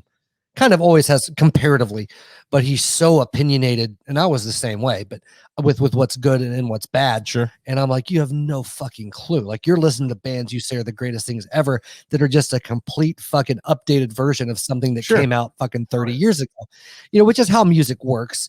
And I can appreciate what you're doing, but he hasn't gotten to the point yet to see that overall picture. Yeah, I can remember before we moved to Knoxville, so it would have been pre 2013. I was listening to some. It was relatively dated at the time. 4 Year Strong. Yeah, and they went into a breakdown in one of the songs, and the growl or whatever that the guy does when he goes into it, and they go into the breakdown. Like Matthew goes, like, well, he's just copying so and so, and he's a new band. And I said, oh, yeah, like, are they new? And he's like, yeah, they're a new band or blah, blah, blah, whatever. So I looked at when this new band is that's 4 Year Strong supposedly is copying from a song that was 10 years old, and pulled it up. And like, this song's been out for 8 years. This band has been on the scene for 8 minutes. I mean, I don't, I don't understand that. People automatically assume when they hear something they haven't heard before that it's new. Yeah. And I don't know, whatever. It's stupid kids. It's all cyclical though. I mean, it's weird now to me because I just turned 40 as well. You but did, didn't you? Yeah. So, but hearing now, like almost every new generation of music, lack of a better word, is you start hearing more and more influence from bands that were new when you were an adult, and that's a very weird, fucking thing. Like they're doing this, like, dude. This band that I still look at as a new band, like, any band that released music in the, late 90s, early 2000s is still a fucking new band in my mind, or I should say mid to early 2000s, but still. And I'm like, but that's fucking, 15, 20 years, it's a lot of that shit. And it's just like, that's insane to me. Like bands I still look at as new bands are now veteran bands that are influencing actual new bands. And it's so weird to me. Like there's a pop punk band now that the name of their band is directly out of a lyric from a Fall Out Boy song. Oh yeah, who is that? Shit, I can't remember the name of the fuck. I'll look it up in a minute. But all right, it's I was just like, are you fucking kidding me? And I was like, well, Fall Out Boy's been around now for fucking 15 years. Sure, at least. Well, let's say 15 years to it, longer than that, because you and I were both working at the same place when From Under the Cork Tree came out, and that was not their first album. That was their first major release. But yeah, well, that was 05. Yeah, and they had Grand Theft Autumn and what's the other bigger one, more popular one from. Yeah, but that's such a weird thing to me, and I don't know if you're ever that, like bands. I'm like, oh, they're still a newer band. I mean, they've been out for fucking 15, 20 years now, and in my mind, they're still like, this fresh band that hasn't been out that long. It's a very odd. Jimmy Eat World has that way with me. Like I consider them they feel like a new band to me, but I mean, shit. The Middle was.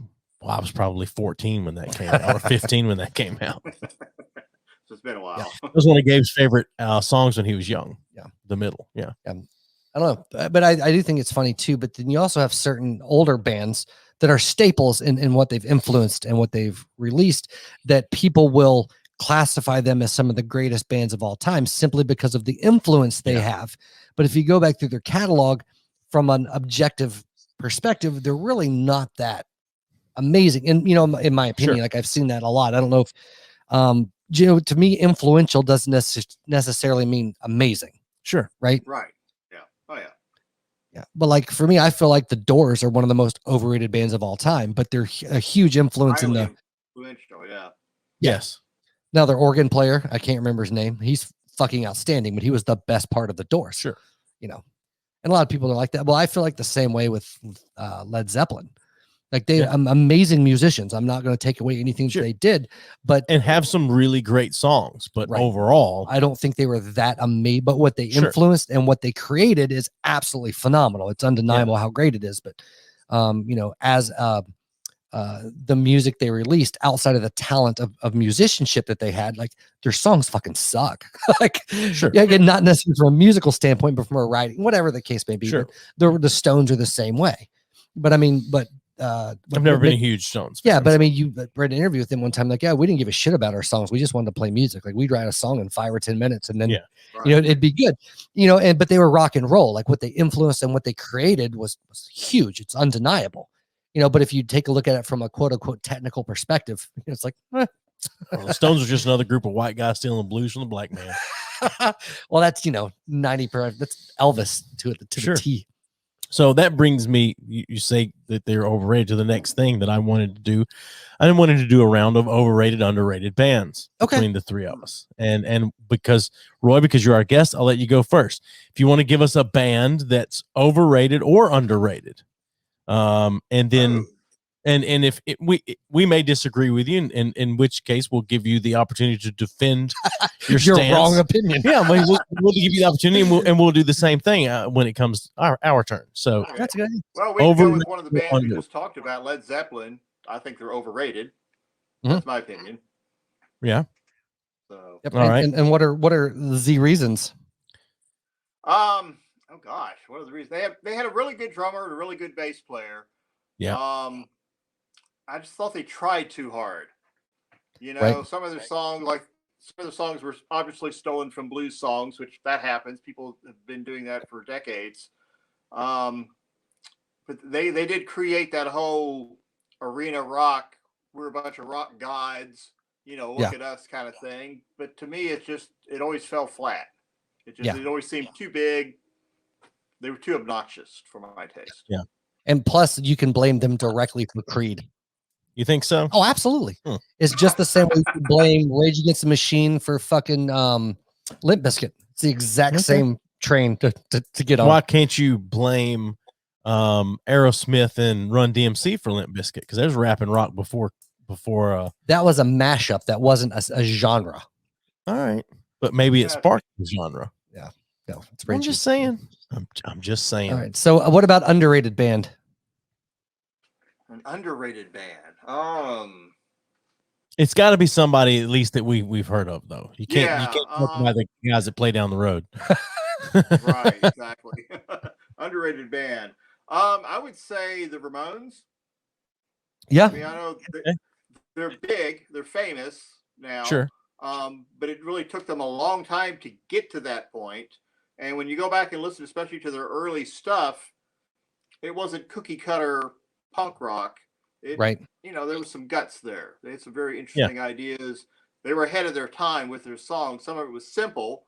Some of it was juvenile and naive, but it was rock and roll. Yeah. I agree with everything you're saying as far as the Ramones go. Yes. So, all right, your turn. My turn? Yeah, your turn. Let me think. Overrated or underrated? So it's one of each, bitch.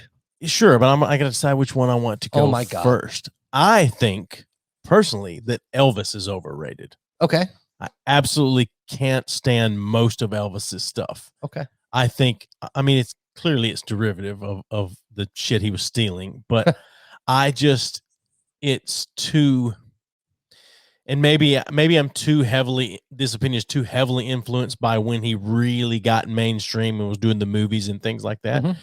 It just feels too thirsty to modernize it. It feels very thirsty. Okay. It does. It just feels absolutely like, how can I check all of these boxes and whatever. See, I would disagree with that only because absolutely, theft of music and genres.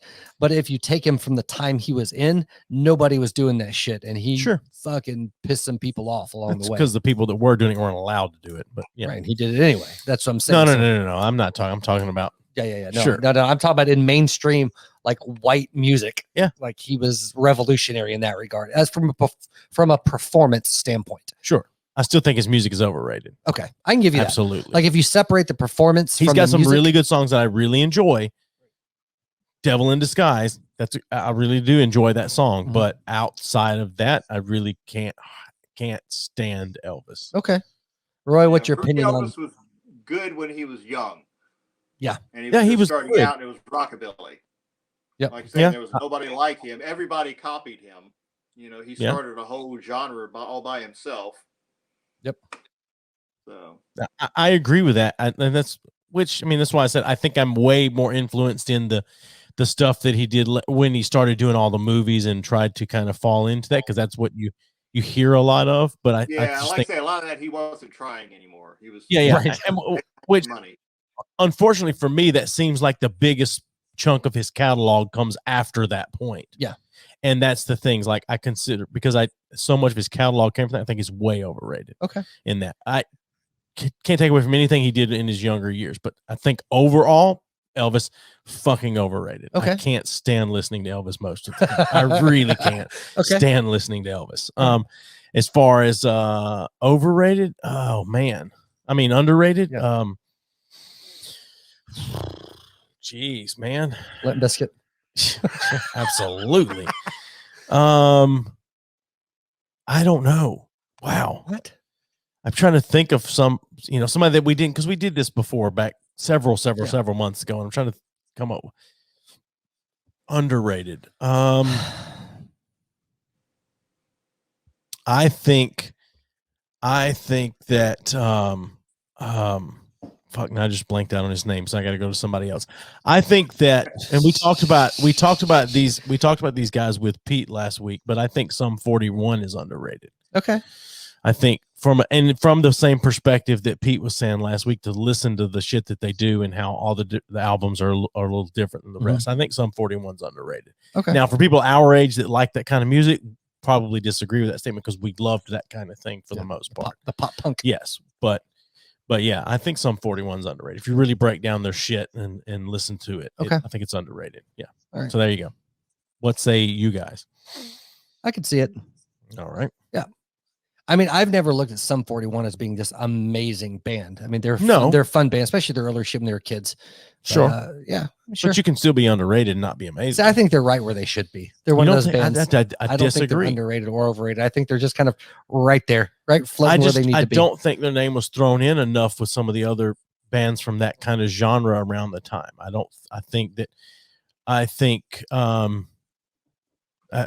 So let me save this. I was fixing to throw another band name out there. Actually, I'm going to save it to my next turn to say overrated. So, Roy, what's your opinion on Sum 41, dude? I'll be honest, I'm going to have to listen to some of their songs and tell you. I can't remember any Sum 41 songs. Yeah, they do span. They are fairly genre spanning for sure, Mm-hmm. as far as what they've done with their records. But except for what fucking was it with that Chuck? It was a goddamn shitty record. But anyway, so overrated for me. Yeah. I think I might have said this one last time. I think that Pink Floyd is overrated. You did say that last time. I'm sticking with it. I think they're underrated. I think they're an amazing studio band. Okay, let me switch it up. I think Rush is overrated as shit. You said that last week. Yeah, but we weren't talking about overrated, underrated, or why. I got you. Okay. No, that's fine. Go ahead. You can stick with Rush. It's fine. I don't give a shit. I enjoy their hits. I said that last week. I like Rush. I don't dislike them at all, but I couldn't tell you any of their deep cuts or whatever. I do like their hits, though. Okay. It's enjoyable. Yeah. I feel like that same thing with Pink Floyd. I'm going to use them both together. That the musicianship of the people in the bands cannot be taken away. It's undeniable. Yeah. And like Pink Floyd, I don't know. I feel like they rode the coattails of a lot of their good shit that was coming out. They were just so different and weird, like The Wall, like how they layered things in they're one of those bands. They're an amazing studio band for sure, but I just don't think that they're as amazing as well, they were early on in the concept album stuff as well. Yeah. Or I don't think they were the original, but they were early on in that. So I mean, it's And I think fucking what the fuck's his name? God damn it. I can't even think of his name. The main guy, the head guy, or frontman. Pink Floyd. Anyway, I can't remember. Whatever. So what's that? The guitar player or the bass player? Guitar player. Pink Floyd? Yeah. David Gilmour? David Gilmour. Yeah. Okay. He's a pretentious cunt. Well, most people back then weren't. Oh, I know. And again, I'm not taking away from their talent. And it's kind of just one of those things. I feel like that they were very influential, but not necessarily that they get a little too much credit for how great they were. Sure. Underrated band, goddamn Twisted Sister. I think you said that last time, but I agree with you. I definitely Dee Snider's absolutely underrated. Twisted Sister less underrated, but Dee Snider's. No, I think Twisted Sister, like they worked their fucking asses off to get where they got. But they were. I think Dee Snider's more underrated than overall Twisted Sister is, though. Yeah, but they were all fucking. And he can still fucking belt it out, man. Yeah. I agree with you. Yeah, he was a kick-ass front man. Do what? He was a kick-ass front man. Oh yeah, I agree. Yeah. But they were one of those bands. I mean, they're known for like, we're not going to take it, and like name 3 other Twisted Sister That was one of our songs. senior songs. We're not going to take But it. name 3 other Twisted Sister songs. You can't because they Girls, don't girls, get the girls. credit. Hot for teacher. Hot for okay. It's not one either of those are. Yeah, I don't know. I'm just throwing shit out there. No. Highway to Hell. That was a great Twisted Sister song. Absolutely. Hell's Bells. All the hell stuff. Classic. School's Out for the Summer. Absolutely. I saw him live one time. D. Snyder. No. No, Axl Rose. Oh, yeah. Okay. Anyway, that's good. You want to go one more round? I'm good for it. Yeah, yeah. All right, go for it. All right. Overrated band. Gosh, that both these choices are tough. Overrated band. I was going to pick Pink Floyd. She beat me to that one. I'm going to say Grateful Dead. Oh yes, I like it. I like it too. I have a lot of friends in town that adore the Dead, and that's all they're about. But they've never done anything for me. They have one song that I like, and that's it. Yeah. So, but again, I feel like they're one of those bands that they get tied in with being like super amazing because of how influential they ended up being. And I don't think they were they were just a bunch of fucking drug dudes that played songs, and that doesn't mean they weren't talented. Yeah. Right. But they weren't that amazing, but they influenced so many things that came after them. And I guess it depends on your definition of greatness, but that, sure. But you can't control that part of it. But as a band, I would agree they're overrated as fuck. Yeah. Yeah. Oh, for sure. I like Roy. Do what? I like Roy. I'm going to send them dick pics after the show. Sweet. You got an underrated band now? Underrated band. Yeah, I could come up with an underrated band. Hole. Courtney Love's band. Okay. Yeah, Didn't see that. All right. She gets a lot of shit because of Kurt Cobain, but her band kicked ass. She had a great bass player on one of those albums, and the songs were just amazing. It was just, people talk about a lot of Morissette being angry music of the 90s. To me, a lot of Morissette always sounded confused. Courtney Love, she was angry. She made you believe that she was pissed off and you better back off from her. Right. I agree with that. I think they get a lot of shit, mostly just because, being strung out and drunk as fuck. And then, like, I don't know if you ever heard the video that came out of her vocals separated from the mix. Oh, yeah. Oh, but it was so bad. Yeah. But from a rock and roll standpoint, fuck yeah. I'll give you that for sure. Yeah. And I would have, Alanis Morissette would have been a good one to say overrated. Okay. But that's not my choice for overrated. Yeah. Okay. Good Charlotte. Overrated. Oh, yeah. Enjoyable, but overrated. Yeah. I think they got way more popular than they ever should have been. Yeah. Yeah. So had a couple good singles, but it's Well, were you at the show that we saw them open for MXPX? And it was just as that first song of that first single was really starting to break out, and they hadn't broke yet, and they opened up. That was a great show. They weren't pretentious yet, and they weren't wearing the cutout finger gloves with the with the skeleton bones on it and all that stuff. Sure, yeah, style, sure. But so overrated, underrated. The Cranberries. Really? Wow. They're very underrated. The Cranberries are really good. Okay. Really good. I would disagree with you. I think I go with you on that. Yeah. Okay. You say you do or don't agree with me? Yeah, I agree with you. Yeah. Yeah, they're very underrated. Okay. Very I like underrated. the Cranberries. I thought they were very good. They And I deserve gotta more. say, in any disagreement I would have with that is just because I don't enjoy the Cranberries. It's not because they're not absolutely. If the Cranberries come on, I'm turning it up. Yeah, it's great. Like they it's just good. It's just good. Okay. That's it. So there you go. Okay. All Underrated, overrated, right there. What you got? Okay.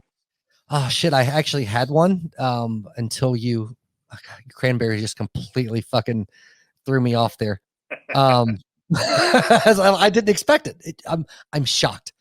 Oh, fuck me. Overrated. I am gonna go with shit. Let me go underrated first. I need to All right, underrated. I'm caught up on the Cranberries, man. It's stuck in overrated. U2. Overrated? Overrated. U2 is overrated. I can give you that. I was going to say U2. They definitely have some good songs for sure. And The Edge, anyway, is very talented, except all of his shit sounds exactly the fucking same. Right. Here, you want to? I can play U2 perfectly. Here it goes. Bugga bugga bugga bugga bugga bugga bugga bugga bugga. Well, the thing about The Edge is he is not even. Hold on. And I'm not saying The Edge is a bad guitar player. He's obviously very talented, but most of his shit is actually super simple. It's all the loops and echo and all that and reverb that he throws on it. Twiddle the knobs. Yeah, like there's what was the documentary? It was like something loud and incredibly close. It was like him, Get loud. Extremely loud and incredibly close. Yeah, it was him, Jimmy Page, and and like he has his guitar room set up is just all fucking pedals and loops of him just dicking around shit, which is amazing. But sure, and they've had a couple huge singles. I think Bono's a douche, but I feel like that they're very over. Like he has single-handedly saved Africa. What the fuck are you talking about? But anyway, I think they're very, very overrated for what they are. And again, that doesn't mean they're bad. They're just sure. No, I agree with you. I agree that. Let's see, underrated. I think the Bloodhound Gang's underrated, honestly. All right. Yeah, I do. Okay. Why? I don't know. I enjoy the Bloodhound Gang. I feel like now, granted, from a commercial standpoint, I think they're about right where they deserve to be, though. Yeah, I really do. Okay. I really do. I enjoy the Bloodhound Gang, but I never listen to the radio and go, man, I really wish they would play some Bloodhound Gang. and honestly, that was just the first band that came to mind, so I spit it out. Well, this is one of those things. Like this is how I know that that's how I know that they're right where they should be. Is I never listen to the radio or Spotify on shuffle or anything else and go, man, I really wish that they would play some Bloodhound Gang. But if a Bloodhound Gang song comes on, I'm like, fuck yeah, some Bloodhound Gang. So here's what I'm going to say about it. And I was on a road trip and I decided I'm going to listen to the Bloodhound Gang's catalog. Then I fucking listened to all the records front to back. And I have to say they are way more talented than they get credit for. And I guess when I say overrated in this case, it's more of their talent. Not that they need more like commercial success as much as like they're actually a bunch of talented dudes for all their fuckery. And so I'm gonna say Bloodhound Gang. I'm sticking with that. Okay. Final answer. All right. That's fine. That's fine. Like I would have never that's fine. I never would have seen that I never would have thought you would have picked them. But you and me, baby, we ain't nothing but mammals. Sure, I get it. I'm gonna do one more underrated. Okay. I mean, because I could actually go several rounds of this. I enjoy this type of conversation. It's a fun game. I'm going to throw an underrated, and it's going to sound weird when I say the name. Well, now you're just hyping it up. No, I'm saying it's going to sound weird that I say the name, but I don't think that he has got nearly the mainstream popularity. People that know Ben Folds, underrated. Oh yeah, I'll give you that. I think he's way underrated. He should be way more popular and way more rich and famous than he really is. Yeah, there you go. Ben Folds is, I'll give you that. He's fucking incredible. And you got a 24-year-old back here saying is completely best show I've ever been to. Ben Folds. Yeah. Also especially when he does the paper airplane. Also the most profanity in one show I've ever been to. Absolutely. It's amazing. Yeah. Yeah. So let's go one more round. I'm good with it. So there's my overrated. You guys go ahead and pick it. I'll pick up the underrated in a minute. Okay. All right, Roy, you're up again, buddy. Okay. Wow. That's gonna be a tough choice. Overrated. That's always a tough one. Overrated. I might have to switch to underrated. Because I was gonna say U2 and Pink Floyd. You beat me to those. So we're on the same page on a lot of these. Yeah. Except for the Bloodhound Gang, obviously. Yeah. Overrated. I'm gonna say Van Morrison. I really love his album Astro Weeks. That's like one of my favorite albums of all time. I could listen to that any day. And the rest of the stuff, there's some good singles here and there, some good stuff, but the rest of the stuff I get lost on. And it just sounds like he's trying too hard, he's trying to recreate what he did in the past, and it never reaches me. Okay. But his song Into the Mystic can borderline move me to tears. It's a that's what I say. Some of his songs, that's really one of the ones that's a good one. But a lot of his albums after that have just been, dude, go home, start a farm. I don't completely get the appeal to Van Morrison, but that song just does something for me. I really enjoy that song. All right. So, well, I say I love his album Astro Weeks. That always does it for me. So, all right. Did he give an underrated already? What's your underrated? Oh, underrated. That was overrated. Underrated. Yeah. We can come back to you. Underrated Iggy Pop. Okay. Yeah, I could definitely see that for sure. Because ever since I first heard of Iggy Pop, a lot of people give him shit. Just, they don't get Iggy Pop. And Iggy Pop was rock and roll in the late 60s, and he's still doing the same thing. He basically hasn't changed since 68. He's still doing the same thing, but he does it better than anybody else. And he understands a good rock song. He knows how to make it work. And I'm going to throw one else in here that it just reminded me of the Cramps. The Cramps are very underrated. Okay. I could listen to the Cramps all day long. Just a fantastic guitar player and probably one of the best frontmen in all of rock and roll. Yeah. Yeah. Queers are the same way as far as the Cramps go, in my opinion. Ah, there you go. I like the Queers. Yeah. Which I actually was talking to a kid the other day. He was asking me for some good, like older, like punk rock and shit. And I said the Queers, and he looked around like, what? I was like, the Queers. And like, you can't say that. And I'm like, it's a band name, dude. The Queers. Yeah, he was not a fan and like was looking around. And so stupid. Yeah, it's so stupid. So all right, Joey. Overrated. Overrated? Oh, because you already gave your underrated. Yeah, I did. I gave Ben Folds as my underrated. Overrated? Yeah. Oh my God. What's the now I can't think of his name, but the Velvet Underground. What was his name? Lou Reed. Troy. Lou Reed. I think Lou Reed's overrated. Okay.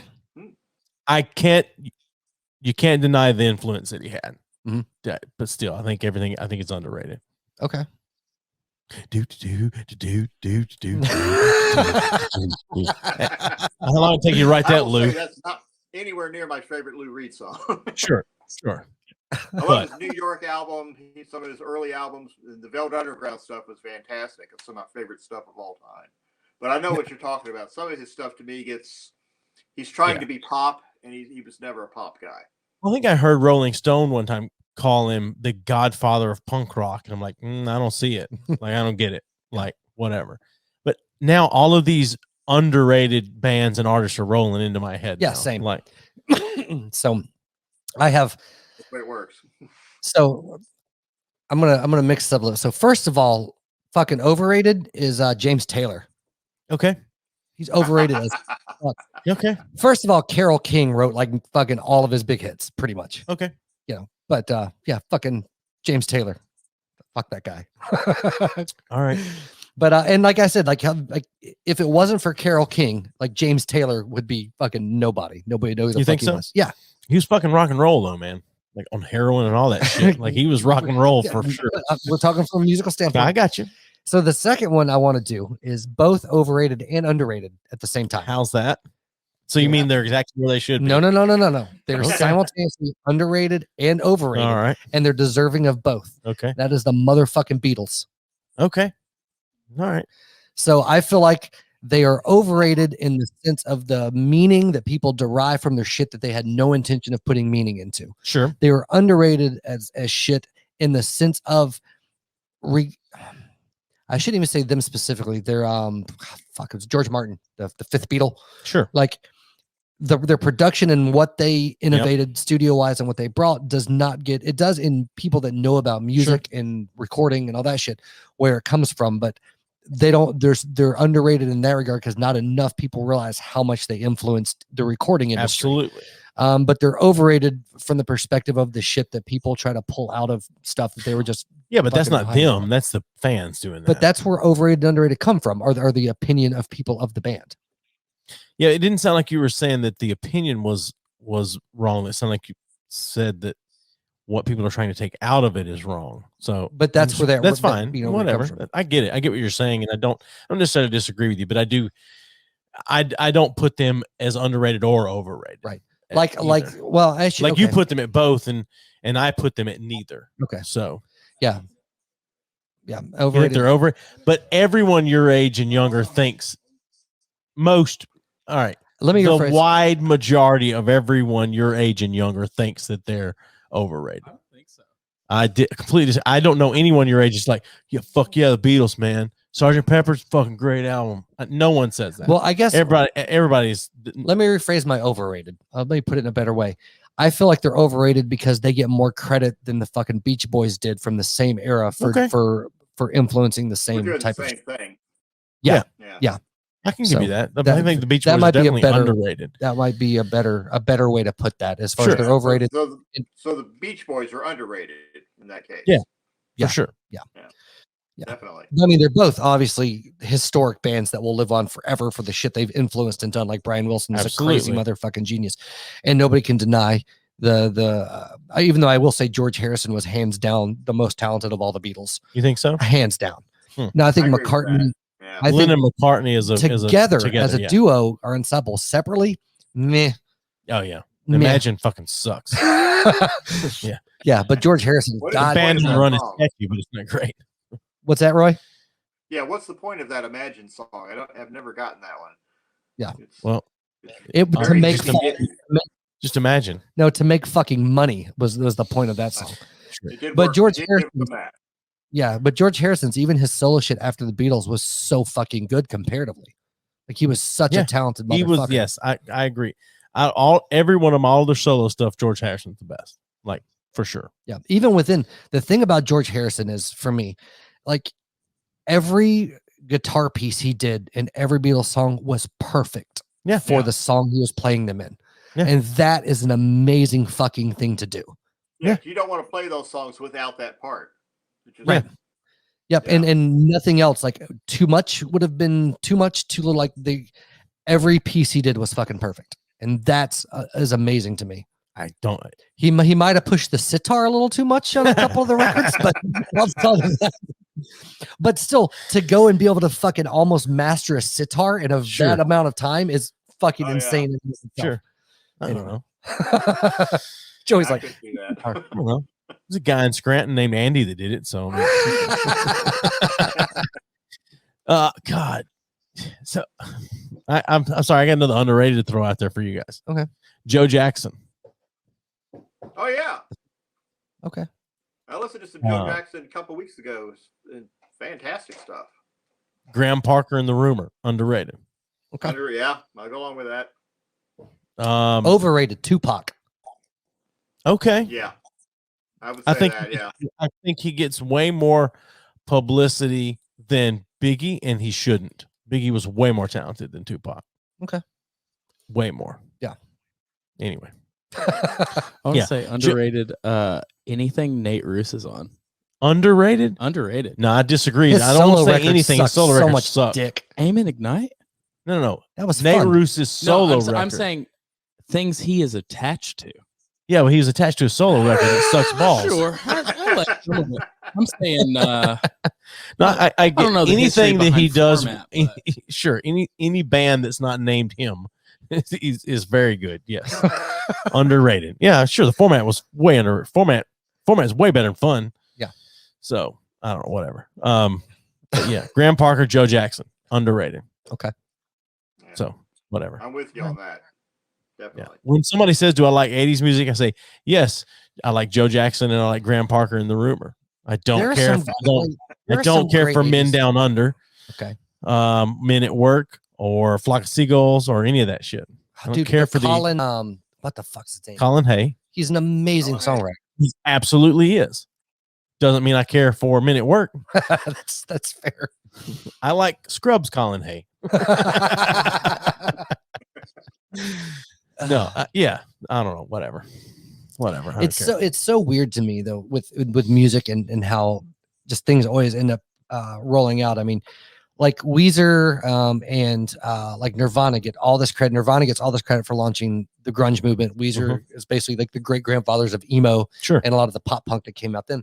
But there were so many other bands doing the same thing. They're just the ones that happen to break. Like there are so many great independent bands that they're actually the ones that birth these genres of music that you will never hear of. Yeah. And that upsets me. We had bands here. Yeah, we had bands here in Jacksonville doing the grunge thing. They sounded just like Nirvana. 5 or 6 years before Nirvana and Pearl Jam came out. And then they get all big.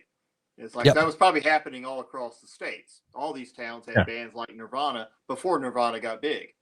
Yeah. It's just it's just wasting time. Yeah, and it's always such a frustrating. Like I'll see a band play, and I'm like, these guys are so good, like so good, and then like for whatever reason, a year later they're broken up for internal reasons or what the fuck ever. Or some people they're still playing 10 years later and just never got a fucking break, and that to me is one of the big travesties of the music industry and the music world, is these people that really legitimately deserve like this amazing success that will never find it simply because of timing, or maybe they were shitty at the business side of music, which you have to be good at now. That's a lot of it. Or they didn't have their mommy and daddy's trust fund money to record their album at a multi-million-dollar studio in Nashville. Sure. Yeah. Anyway, prime advertising time. yeah, absolutely. Well, I talked to a guy once that was moderately successful, and I was like, man, what do you think is the difference between like this fantastic local band that's just amazing and never goes anywhere versus this band that's okay that ends up like doing really, really well? And he's like, money for advertising.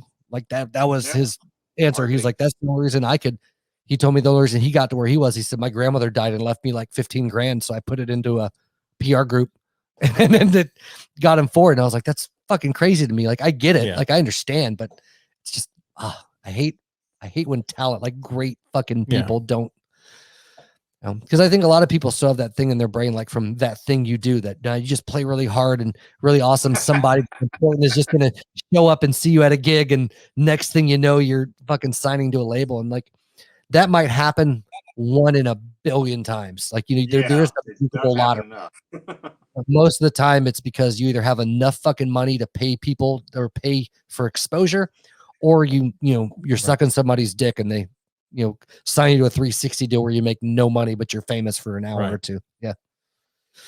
Oh, well. Yeah. We're running way over, dude. We're just rambling at this time. Roy, do you got anything you want to plug before we get off here? That I want to plug? Yeah, sure. Joey's butthole. Done and done. Does it need a plug? No, well, at this point in his life, it absolutely got does. Plenty. With all that absinthe, there you go. Yeah. No, it's graduated, so as I get older, I just have to keep going up a notch. So there you go. But no, actually, I know you released a new record last year, right? Like middle of last year? Yeah, it was last May. So yeah. Yeah, it was called A Wolf Hit the Door. It's an EP, 7 songs. This one was an all acoustic format, no drums, just acoustic bass, some pedal steel, nice harmonies in the background from some friends of mine. And I think I like it. I think it's the best thing I've done so far. Nice. Well, like I said, on Bandcamp, it's on Spotify, Apple Music, Amazon. It's all over. Sweet. We'll throw up a link to it in the episode description when we drop the episode. And if it's cool with you, we can throw a track at the end of the episode, if that's all right with you. Sure. Yeah, I'll send you something. All right. Sounds good, my friend. Well, Roy, thanks for taking the time to be on here, dude. We really appreciate it. Fun. I'm looking at your setup here while we're going. You got this fancy setup with all these mics and stuff. I've got my iPad taped to my desk. But you look beautiful, and that's all that matters. There you go. So if you guys enjoyed it. Thanks, man. Hang on for just 1 second after we end the broadcast. We'll holler at you. But otherwise, thanks for being on. So next week we got the Redneck Review on with us. Yep. And we will again be drinking Red's Apple Ale. Yeah. I'm sure I will find some kind of whiskey to go along with it for us. But yeah. We'll see. Yeah. All right. Well, until next week.